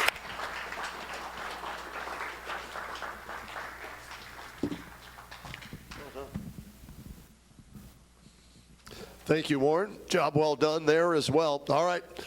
We've come to our final team in our competition here this evening, team number 8 from Kent State. Let's welcome Aaron Rombach to the stage for Romby.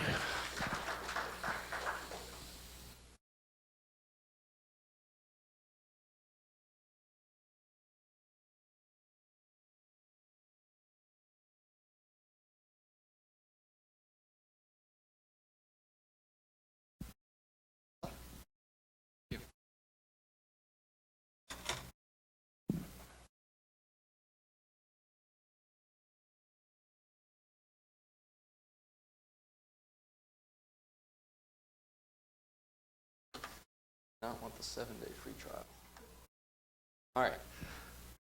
Hello, everyone. My name is Aaron Rumbach, and I'm here today to introduce to you Romby Innovations. At Romby Innovations, we create innovative solutions for everyday problems. I'm here today pitching our innovative hat and hard hat clips, which started by securely attaching pencils and markers to the hard hat, and have since moved to other things like safety glasses, earplugs, and other personal protective equipment. So we generally serve the construction industry, as you see on the hard hat, but we also serve first responders as well. So we just completed an order in California that sent some of our flashlight clips to California, like I mentioned, to help serve the wildfires there. Excuse me. And we pride ourselves on experimental explorations. We harness the power of 3D printing and additive manufacturing so we can rapidly iterate different clips and come out with new ones as ideas come out and also as hard hats change. So typical solutions are pockets, some proprietary clips that companies create, and tool pouches.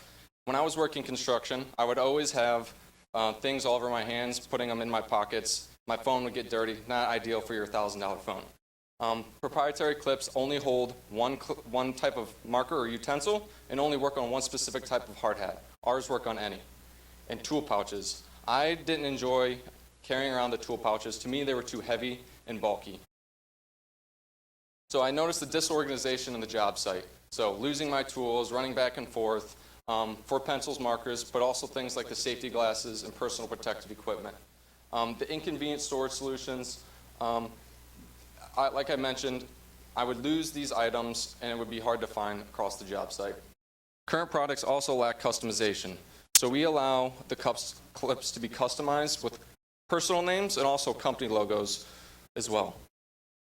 So this is one of our clips that's on one of the newer style hard hats, safety helmets that are being implemented into the job sites today.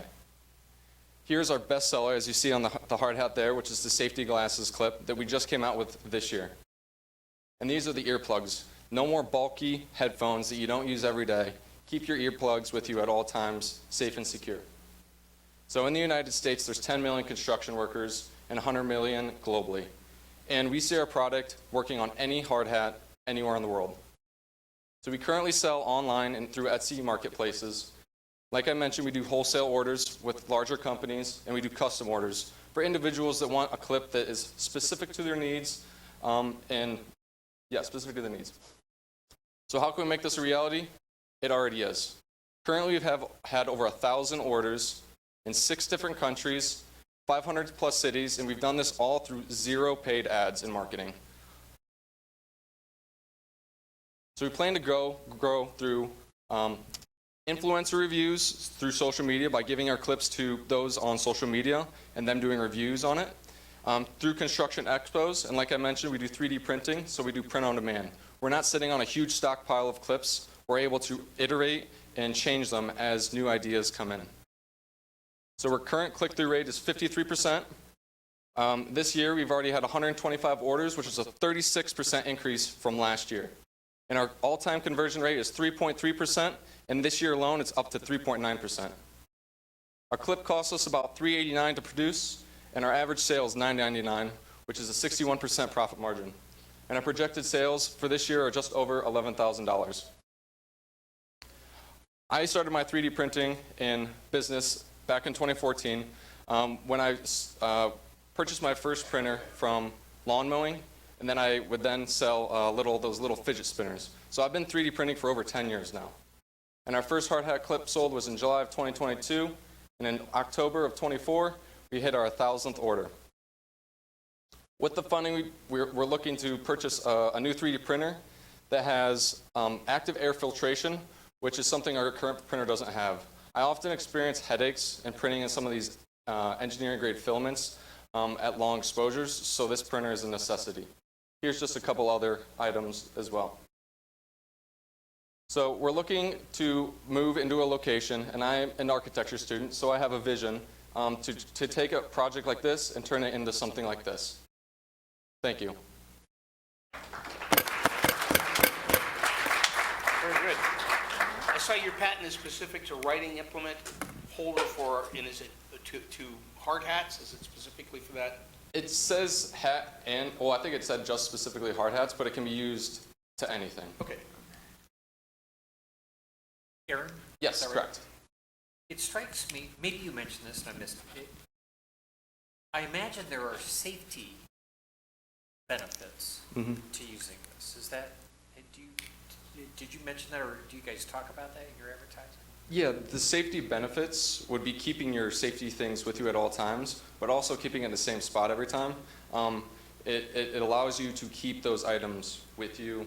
You don't have to, trek across the job site, and you're being less fatigued in that sense. Right, when we build a new site, I'm always concerned, does the team have their proper eye care, et cetera? This would increase the odds, let's say that. 100%. So to me, that's a, Plus, outside of construction, I mean, there's tons of industrial operations that require hard hats as well. But the fact that you can stick it on a baseball hat, to me, is impressive to make it more versatile. If I don't think I fit that category. How durable are they? How do they hold up? So they hold up a lot better now than they did. And that is through kind of the iteration of it, figuring out thicknesses, tolerances, using different materials. Our first clips, we got an image, we used, it's called a PLA. It was in the sun. We sent one to Austin, it was in the sun. The next day, the guy sent it was a blob of plastic. So I'm like, okay, we gotta change our material. So we've kind of changed and iterated since, I guess, in 2022 when we started. Aaron, you mentioned competition. What does the competition look like? What is there, what would they say if they were standing here?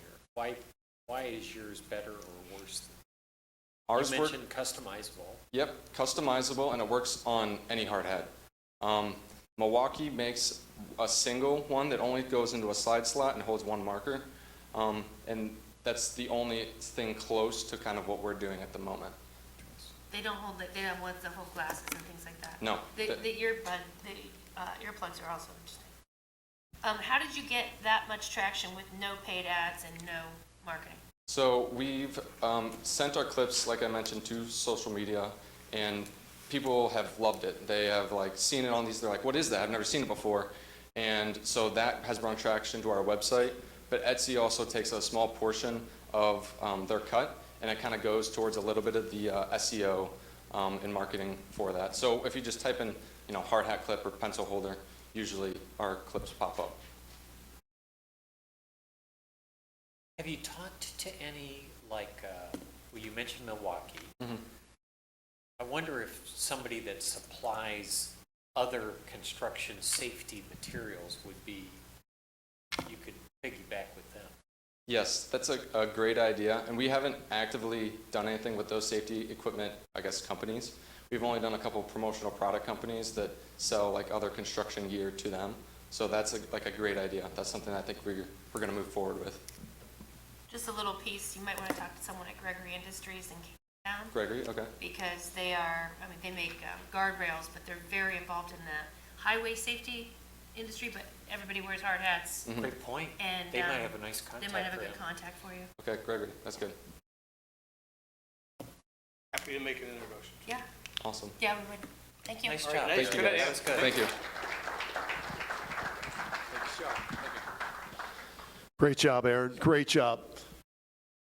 All right, there you have the 8 teams in our competition here tonight. Wellness Link, Flame Guard, Clean Treads, Angie's Sweets and Treats, Tilted Tic-Tac-Toe, Investigram, Business as Usual Mobile Cigar, and Romby Innovations. Time now for the judges to deliberate, head out to wherever they're going to put their heads together and figure out who our lucky businesses will be tonight to get some of the investments. It's a tough job. A lot of great ideas here tonight, so good luck to all 3 of you. Okay, outstanding job by all of our teams, and our judges. Take as long as you need to make your decisions here, and we await the awarding of those checks. All right, before we move along to our very special guest here this evening, a quick shout out to Keith Brown and the Perry High School video production team for live streaming all of the Stark Tank events again this year. So thank you, Keith, and to your staff. Fabulous job. We appreciate it very, very much.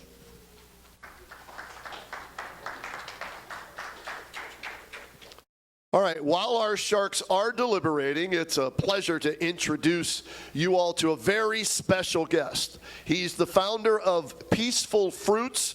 This entrepreneur appeared on season 8, episode 16 of Shark Tank. Let's give it up for Evan Delahunty. Good to see you, Evan. Good to see you too. Thank you Nice very much. to meet you. All right. Well, hey everybody. I'm Evan Delahunty. I'm the founder of Peaceful Fruits. Figure out some slides, I guess. Takes me back to being in school myself. It was very recent for me, not a long time ago at all. All right. Cool.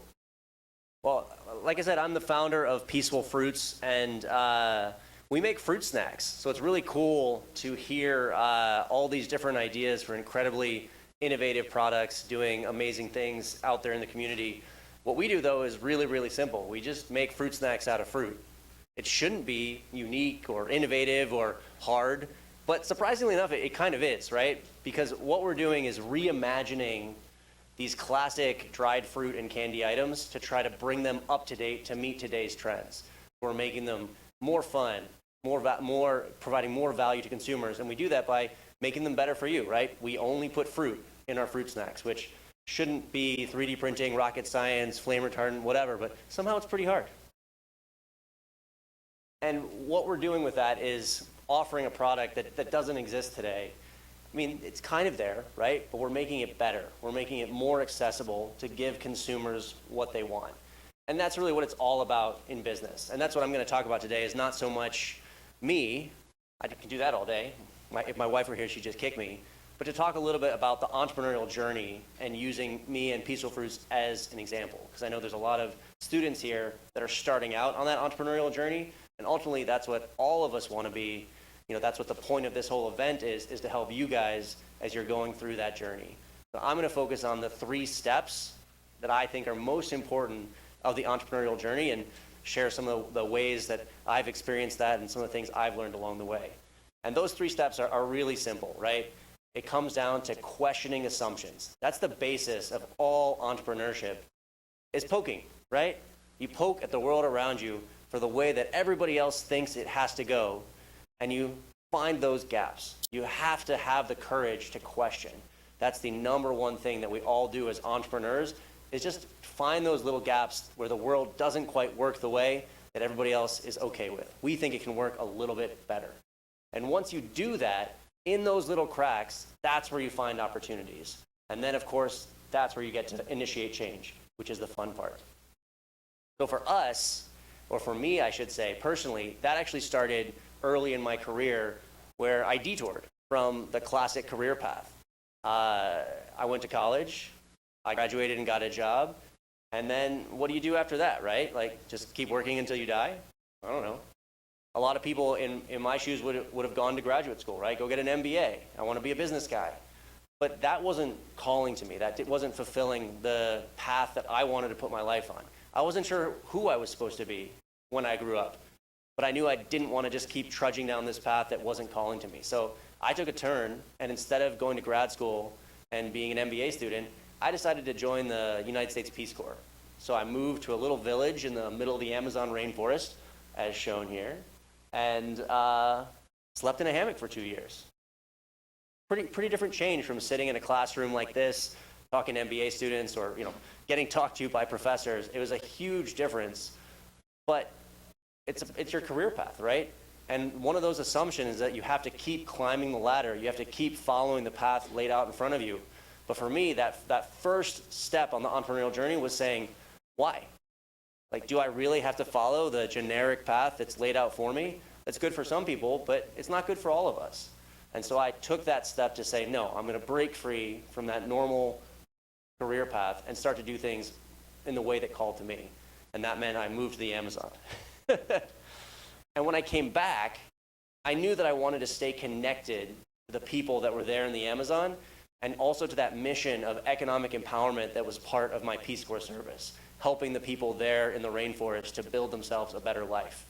And when I came back, I wanted to maintain that philosophy, that mission, but I also knew that I wanted to build a profitable business because being broke sucks. And I think that we should all, in this modern world that we live in, we should all be smart enough.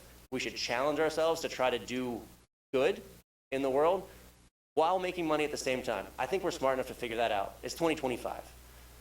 And that was the challenge that I set myself was, can I not just build a business that's going to help support me and, grow and make money, but can I do that in a way that maintains the philosophy of Peace Corps, of supporting those around me, investing in the community, and building something that's good in more than just a profitable way. It's also good for the community. And when I started out making fruit snacks, because I knew people in the Amazon, I had a source of fruit. It was a great place to start. I could tell you the story of how I started making fruit snacks another time, but ultimately, as you guys are talking about at this very event, in order to get started, it takes resources, right? You need money. You need helpers. You need people working for you. And for us, I was making the fruit snacks, but I got so bogged down in just like doing it. You know what I mean? I'm sure all of the entrepreneurs here have had that feeling where there's so much to do that you can't get anything done, right? You want to be selling more helmet clips, but you can't because you got to be standing there watching the 3D printer. How can you sell more when you have to make them? But how can you make them when you got to sell more? It's a vicious cycle, and how do you get out of it? With resources. And so for us, I started working with adults with disabilities. Again, just questioning that assumption of, I'm trying to be a growing small business. I need to hire smart people. I need to, get a bunch of money and have a fancy office. Well, it turns out you don't, right? You just need good people that are willing to lend you a hand. And for me, that happened to be a young man named AJ, was my very first helper. As you can probably tell, AJ has severe Down syndrome. But he came up to me at an event where I was giving out fruit snacks for free in like the very early stages of, trial and learning and iteration. And he loved the fruit snacks and he offered to help. And before you know it, he was there helping me as a volunteer, as a friend, make the fruit snacks. And then his mom leaned over and said, hey, there's another dozen folks like AJ at the nonprofit where he gets his services that would also love to help.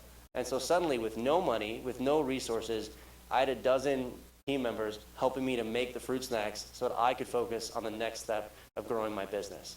Again, it's looking beyond the normal steps, the normal path, the normal world of saying what an employee has to look like, what a business has to look like at that very beginning. It turns out we can do it however the heck we want. And for me, that meant starting with a very different employee pool where we both felt like we were getting something more from the other person than was fair. Literally, I remember the occupational therapists at the Blick Center where AJ got his services. They were so overwhelmed that I was willing to let these people work for me for free. Right? Like they were like so grateful that I would let them work for free. And meanwhile, I'm like, am I a bad person? Am I taking advantage? Yeah. But that's the definition of a win-win. If you both think you're getting a deal that's too good to be true, that's a win-win opportunity. And then what did we do? Well, I kept growing until I could afford to pay them. And they went out and wrote a grant so to help me pay them in the meantime. Again, it's that definition of win-win. And as you start to question those assumptions, that's where you start to find opportunities. So I used that initial launch pad of that grant money, working with the folks with disabilities, helping me get out of that, just overwhelming initial phase of a business where there's so much to do that you can never get anything done, to start doing exactly what this is. I started going to pitch contests to look for how I could grow the business, right? Like, is there a scalable business model here, right? Because even in the pitches I heard today, there are different types of businesses out there. There are amazing small businesses that can make a ton of money, and you can be a restaurant owner or a car dealership or an ice cream shop, whatever, and you can have a beautiful new Porsche every single year. Or you can be trying to build an app that's going to be in front of 10 million people, and you may never make money because you're going to raise $1 billion and go broke, right? Like, there's no right or wrong way. But for me, I wanted to build something that could scale to be in every grocery store in America. So I started going to pitch contests, to business accelerators, to all these things out in the community to learn. And I got a little bit better, and I got a little bit better, and I got a little bit better at pitching on stages exactly like this. I think the first one I went to was actually in the basement of Blue, that restaurant club in Akron. Has anybody ever been to one of those? I think they still do it. I don't know. You go in, you pitch, they give you some feedback, maybe some money. I didn't get any money. But then we won our first one, which was Sea Change, a social enterprise accelerator, leveraging the mission side, working with people like AJ, coming from the Peace Corps background, working with fruits from the Amazon rainforest, but also presenting a scalable business model. And we won $20,000 in that pitch contest. I think it was on like PBS or something. And I sent that pitch to Shark Tank. And I was like, hey, these guys thought I was cool enough to give me $20K for my 5-minute pitch. If you guys think my pitch is pretty good, call me. And sure enough, they did. Who cares if the world says you can't just email Shark Tank and they'll email you back? You can do it. And if you can't, you might as well try because it doesn't cost nothing, right? It was literally an email to sharktankcasting@yahoo.com. Super sketchy. Oh my gosh. But hey, it's a weird world out there. Sometimes that's how it works. And yes, as soon as they called me back, it was incredibly intense and I had to jump through all sorts of hoops. It wasn't like some magical thing. I've literally never done my homework harder than preparing for and getting through that process of Shark Tank and then eventually getting on stage. I have never done more homework. But still, questioning the assumptions of how it's supposed to work is what creates opportunities like that. And once you do it, that's when you get to initiate change, which for us meant making a shit ton of fruit snacks. That's the amazing thing, right? Shark Tank for us, people always ask me, like, did you win Shark Tank? And I say, hell yeah. Now, I didn't do a deal. Spoiler alert. This was season 8. We're a couple seasons past, so it's on you, you know.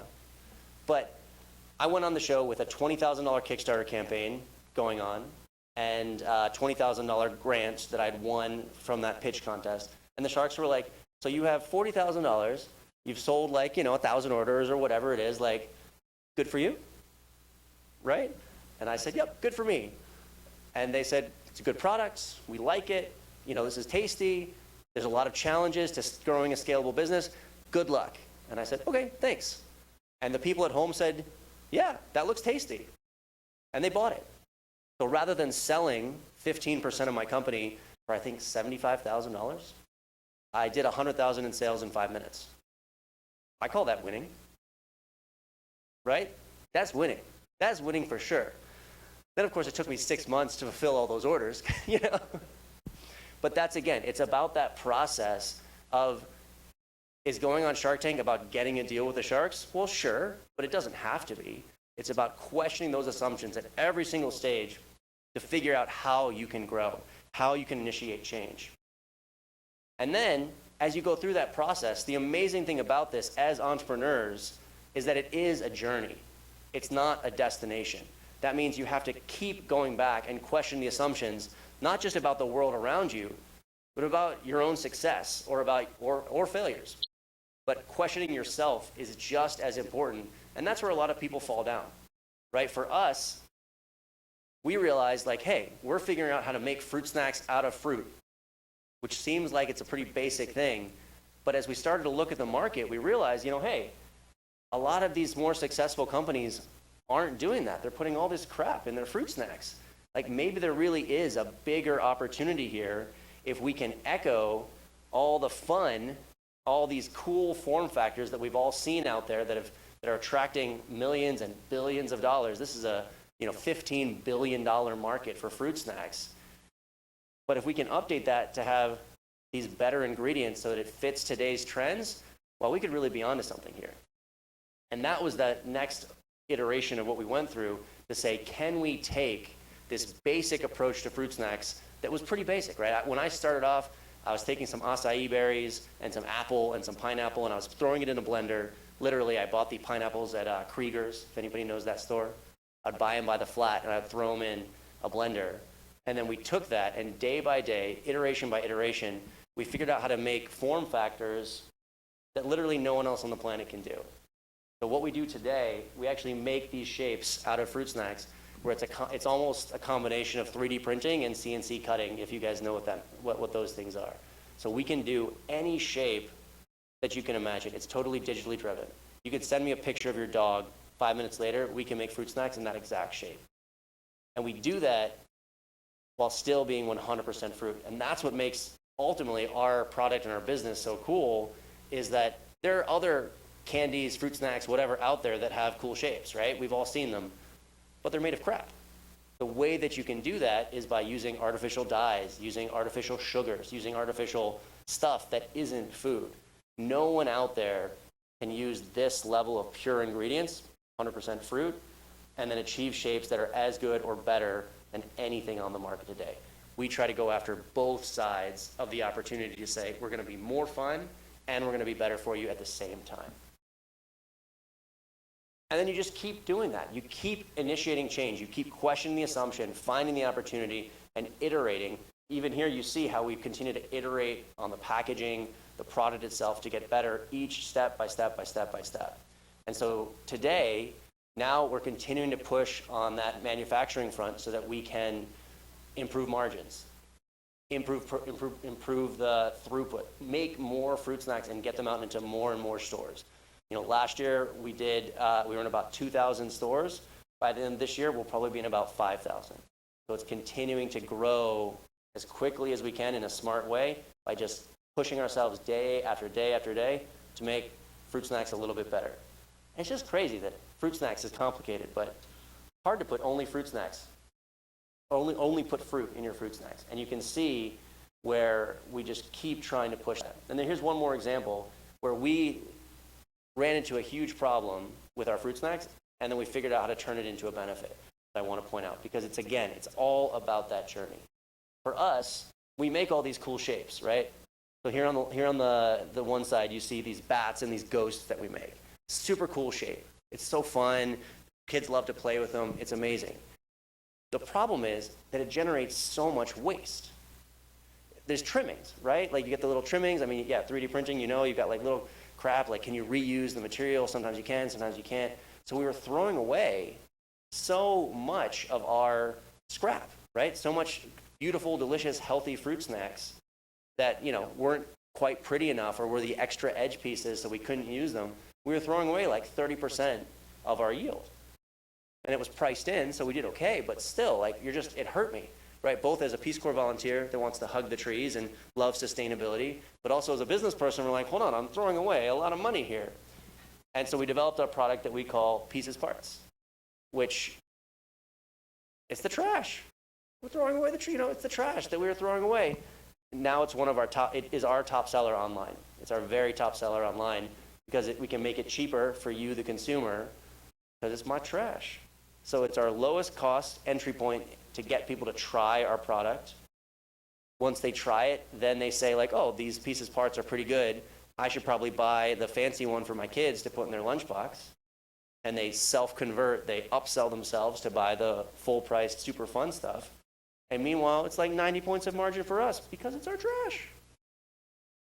That's the process where, again, like it went from this, you know, challenge, this waste, this thing that I felt, I mean, I would send all my team members home with as many like scraps, you know, like people would go home with like a 5-gallon bucket of of scraps because I felt so bad throwing it away and they didn't want to throw it away and it was delicious. And then we turned it into another opportunity to help the business grow. It's question by question, moment by moment, just constantly trying to iterate to find those opportunities to make a positive change for your business. And that's really what the 3 steps are. And this is a really hard talk to give because I don't know how long I'm supposed to talk for. So we're at the end of the slides. Because I didn't want to go for too long because they said to go for 15 minutes or so. They're not back yet.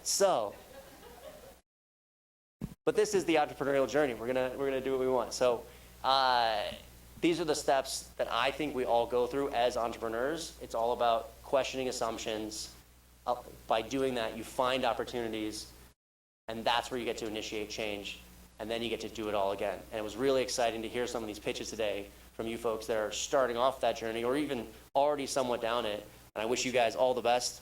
I want you to know that I lost a lot of pitch contests over the years. That one where we won $20,000, I got second place. I didn't even I say I won. I didn't actually win. I got second place. She's out of business and I'm still going. So, you know. Thank you very much. Great stuff, Alex. Great stuff. A lot of lessons learned right there. Not wins and losses, right? Wins and lessons. That's what it's all about. I use a sports cliche there, but it's one that's true. You take your losses and eventually you turn them into wins. All right. Obviously, the Sharks aren't back yet, right? They're still deliberating. That means you all presented yourselves very, very well. So we're going to take a short break right here. If you have to use the restroom, got to make a phone call, got to check your text messages, whatever it is, go ahead and do that. And then when the Sharks are ready, we'll come back and we will announce the companies tonight that will go home with a little bit of money.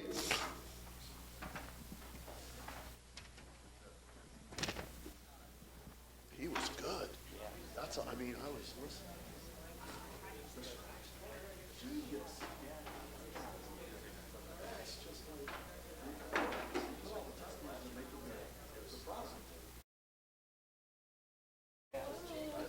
I have.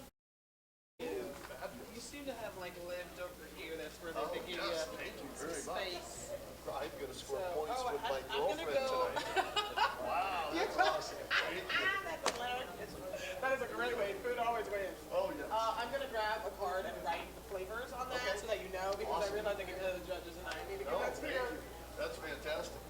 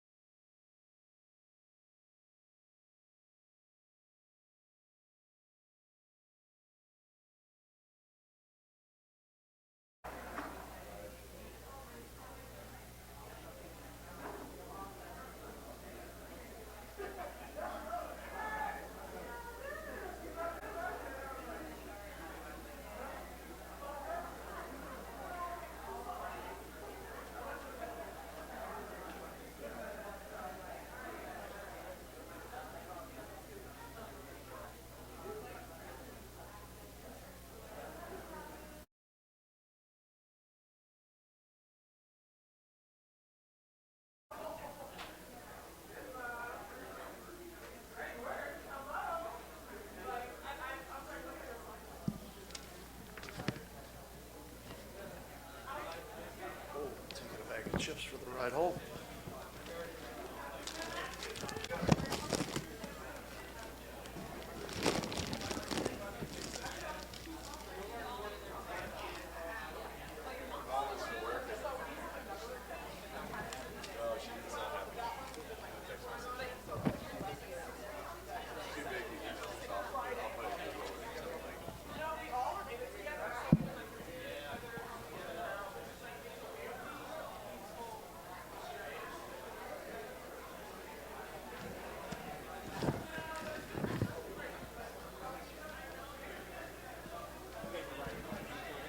Gentlemen, appreciate it. Behind the scenes people, I used to be one as well, so I understand the importance of it. I used to run cable and run camera, direct, produce, all that stuff. So without you guys, none of this gets seen, so people don't realize that. So, job well done. Absolutely.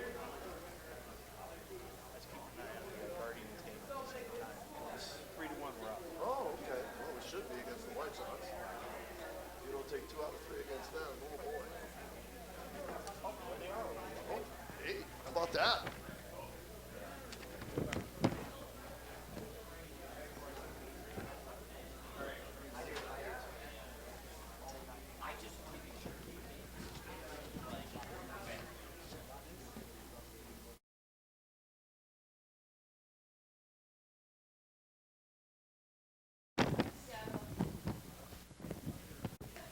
And I'm going to hand the mics to each one of them and let them do it instead of holding it. Is that good?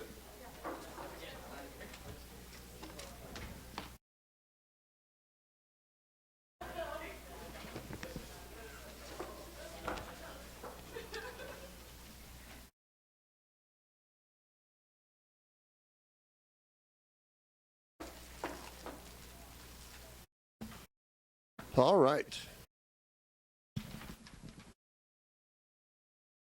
Check, check, check. Check, check. Test, test.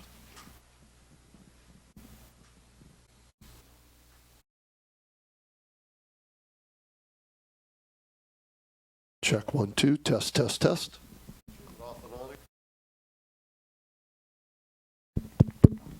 Check, check. Test, test. Battery may be dead in this. I don't need it, but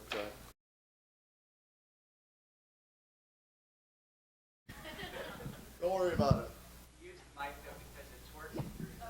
Check, check. Oh, it is working through there. Okay, that's all we need then. All right. Before we get to the judges' decisions here this evening, again, we want to send some thank yous out. First of all, thank you to Evan for telling his story. Great stuff, Evan. Congratulations on your success. Job well done for you. Fantastic. We also want to thank a bunch of other people and groups. Stark Education Partnership, our college teams, of course, the Sharks that are here this evening and do this to grow the future of our country in business. So thank you to the Sharks, Stark State College, Junior Achievement, and Strengthening Stark. How about a nice round of applause for yourselves and all of those groups? All right, so who wants to come up first? As we have 3 different prizes to hand out here, so I will turn things over here, Bill, and let you run with it here. And let me just say this before I do that. Very impressive, everybody. I wrote something down here that I think, being a sports guy, I always look for sports cliches, right? And you miss 100% of the shots you don't take. Wayne Gretzky, Michael Jordan, both lived by that. You don't take a shot, you don't have a chance. And this was a shot taken by all of you here tonight, hopefully the first of many, and you all did a fantastic job. So how about a nice round of applause for all of our teams here tonight. Made it hard on you judges. Here you go. All right. Thank you very much. The bad news is that I think we're still unanimous about we really need to hear the pitches all over again to make a decision. We're a little confused.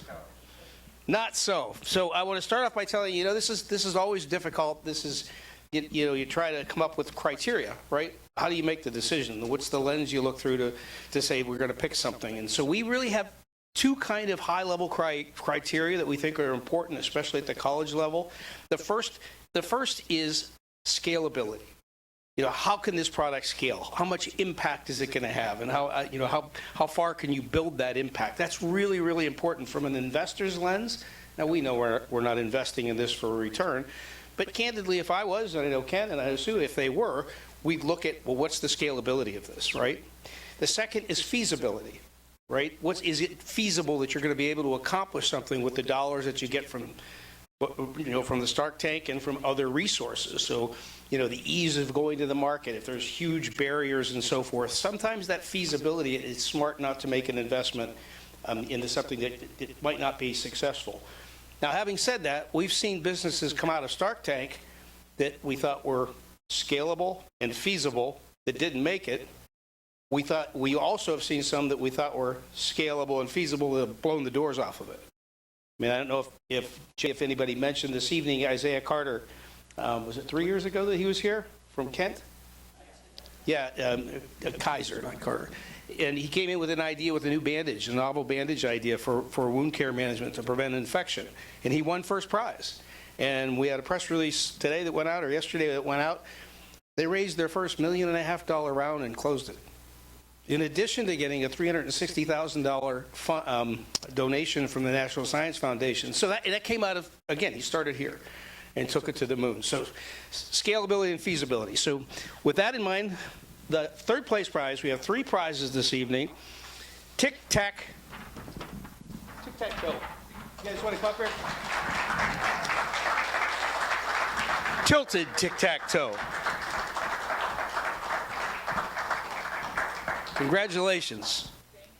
We are really, all 3 of us were very excited about this project, the product. I mean, you've got a way to go, obviously, like you've said, in product development and everything else, but talk about something that's scalable and feasible. I think you guys can knock the cover off the ball, so congratulations.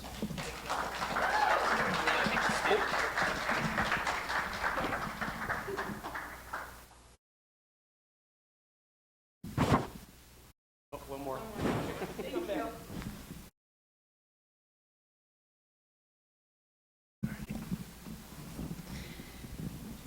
Yeah, you can keep it.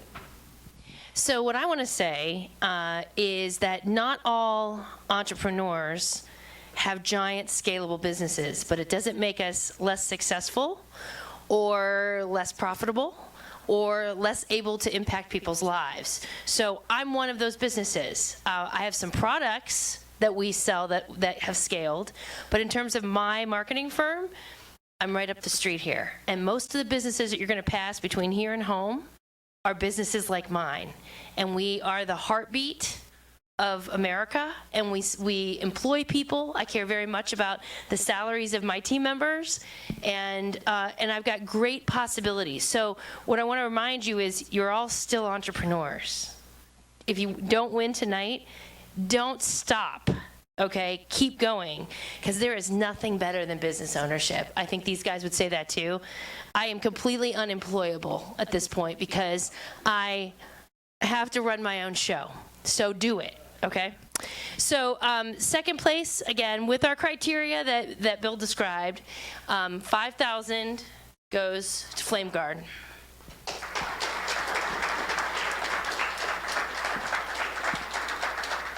So what we think about Flame Guard is that you're well on your way. We think you've got great opportunities to partner. There you go, guys. To partner with, we'll smile for pictures.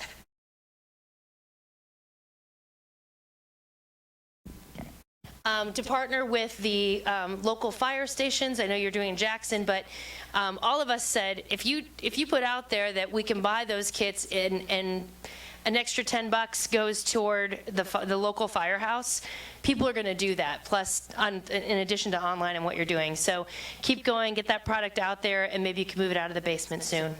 Yeah, congratulations.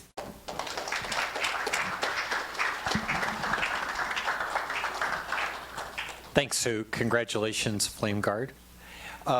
Okay, so what's the saying? Timing's everything. So I'm going to make you wait for a minute before I announce the big winner and just say a few comments. So some of you have had to hear this before, but Shark Tank started 7 years ago, Sue?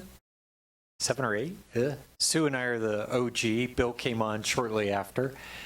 We started at Lake. It was just 4 or 5 groups.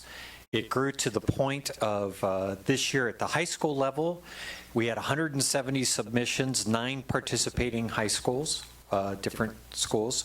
The new schools this year were Canton Harbor and McKinley. Here at college level, there were 6 universities involved: Mount Union, Malone, Walsh, Stark State, Kent State, and Akron.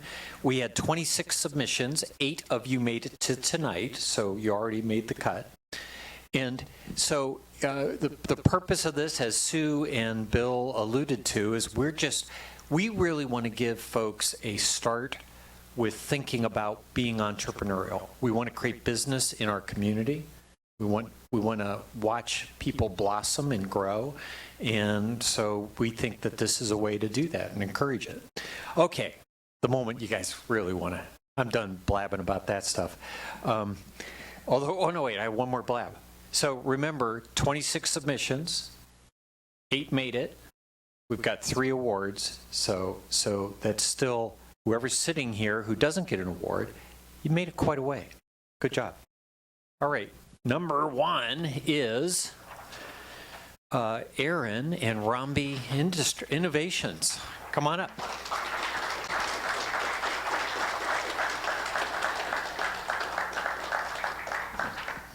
Let's see, handshake, then grab the check. Yeah,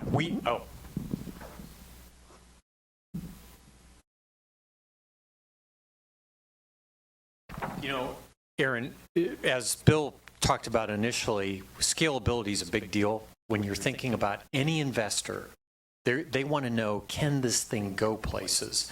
And we saw your product and idea, and I think it can go places. As a matter of fact, I'd like to talk to you later. I might want to talk you out of 3D printing those and actually getting those made in the, but we could talk about that. So, but congratulations. All right. Kenny?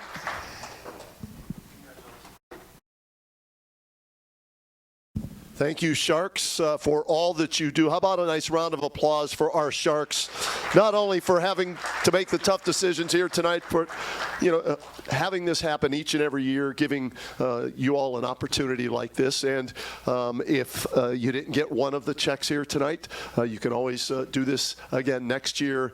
And like they said, you're already winners, though, because you're already putting yourselves out there and trying to create something that will give you an opportunity to be your own boss and do what you want to do with that product. So once again, nice round of applause for all of our 8 teams here tonight. Congratulations.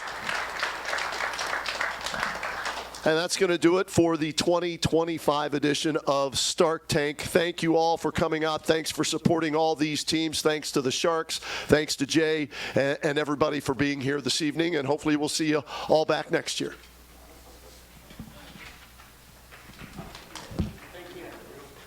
Thank you.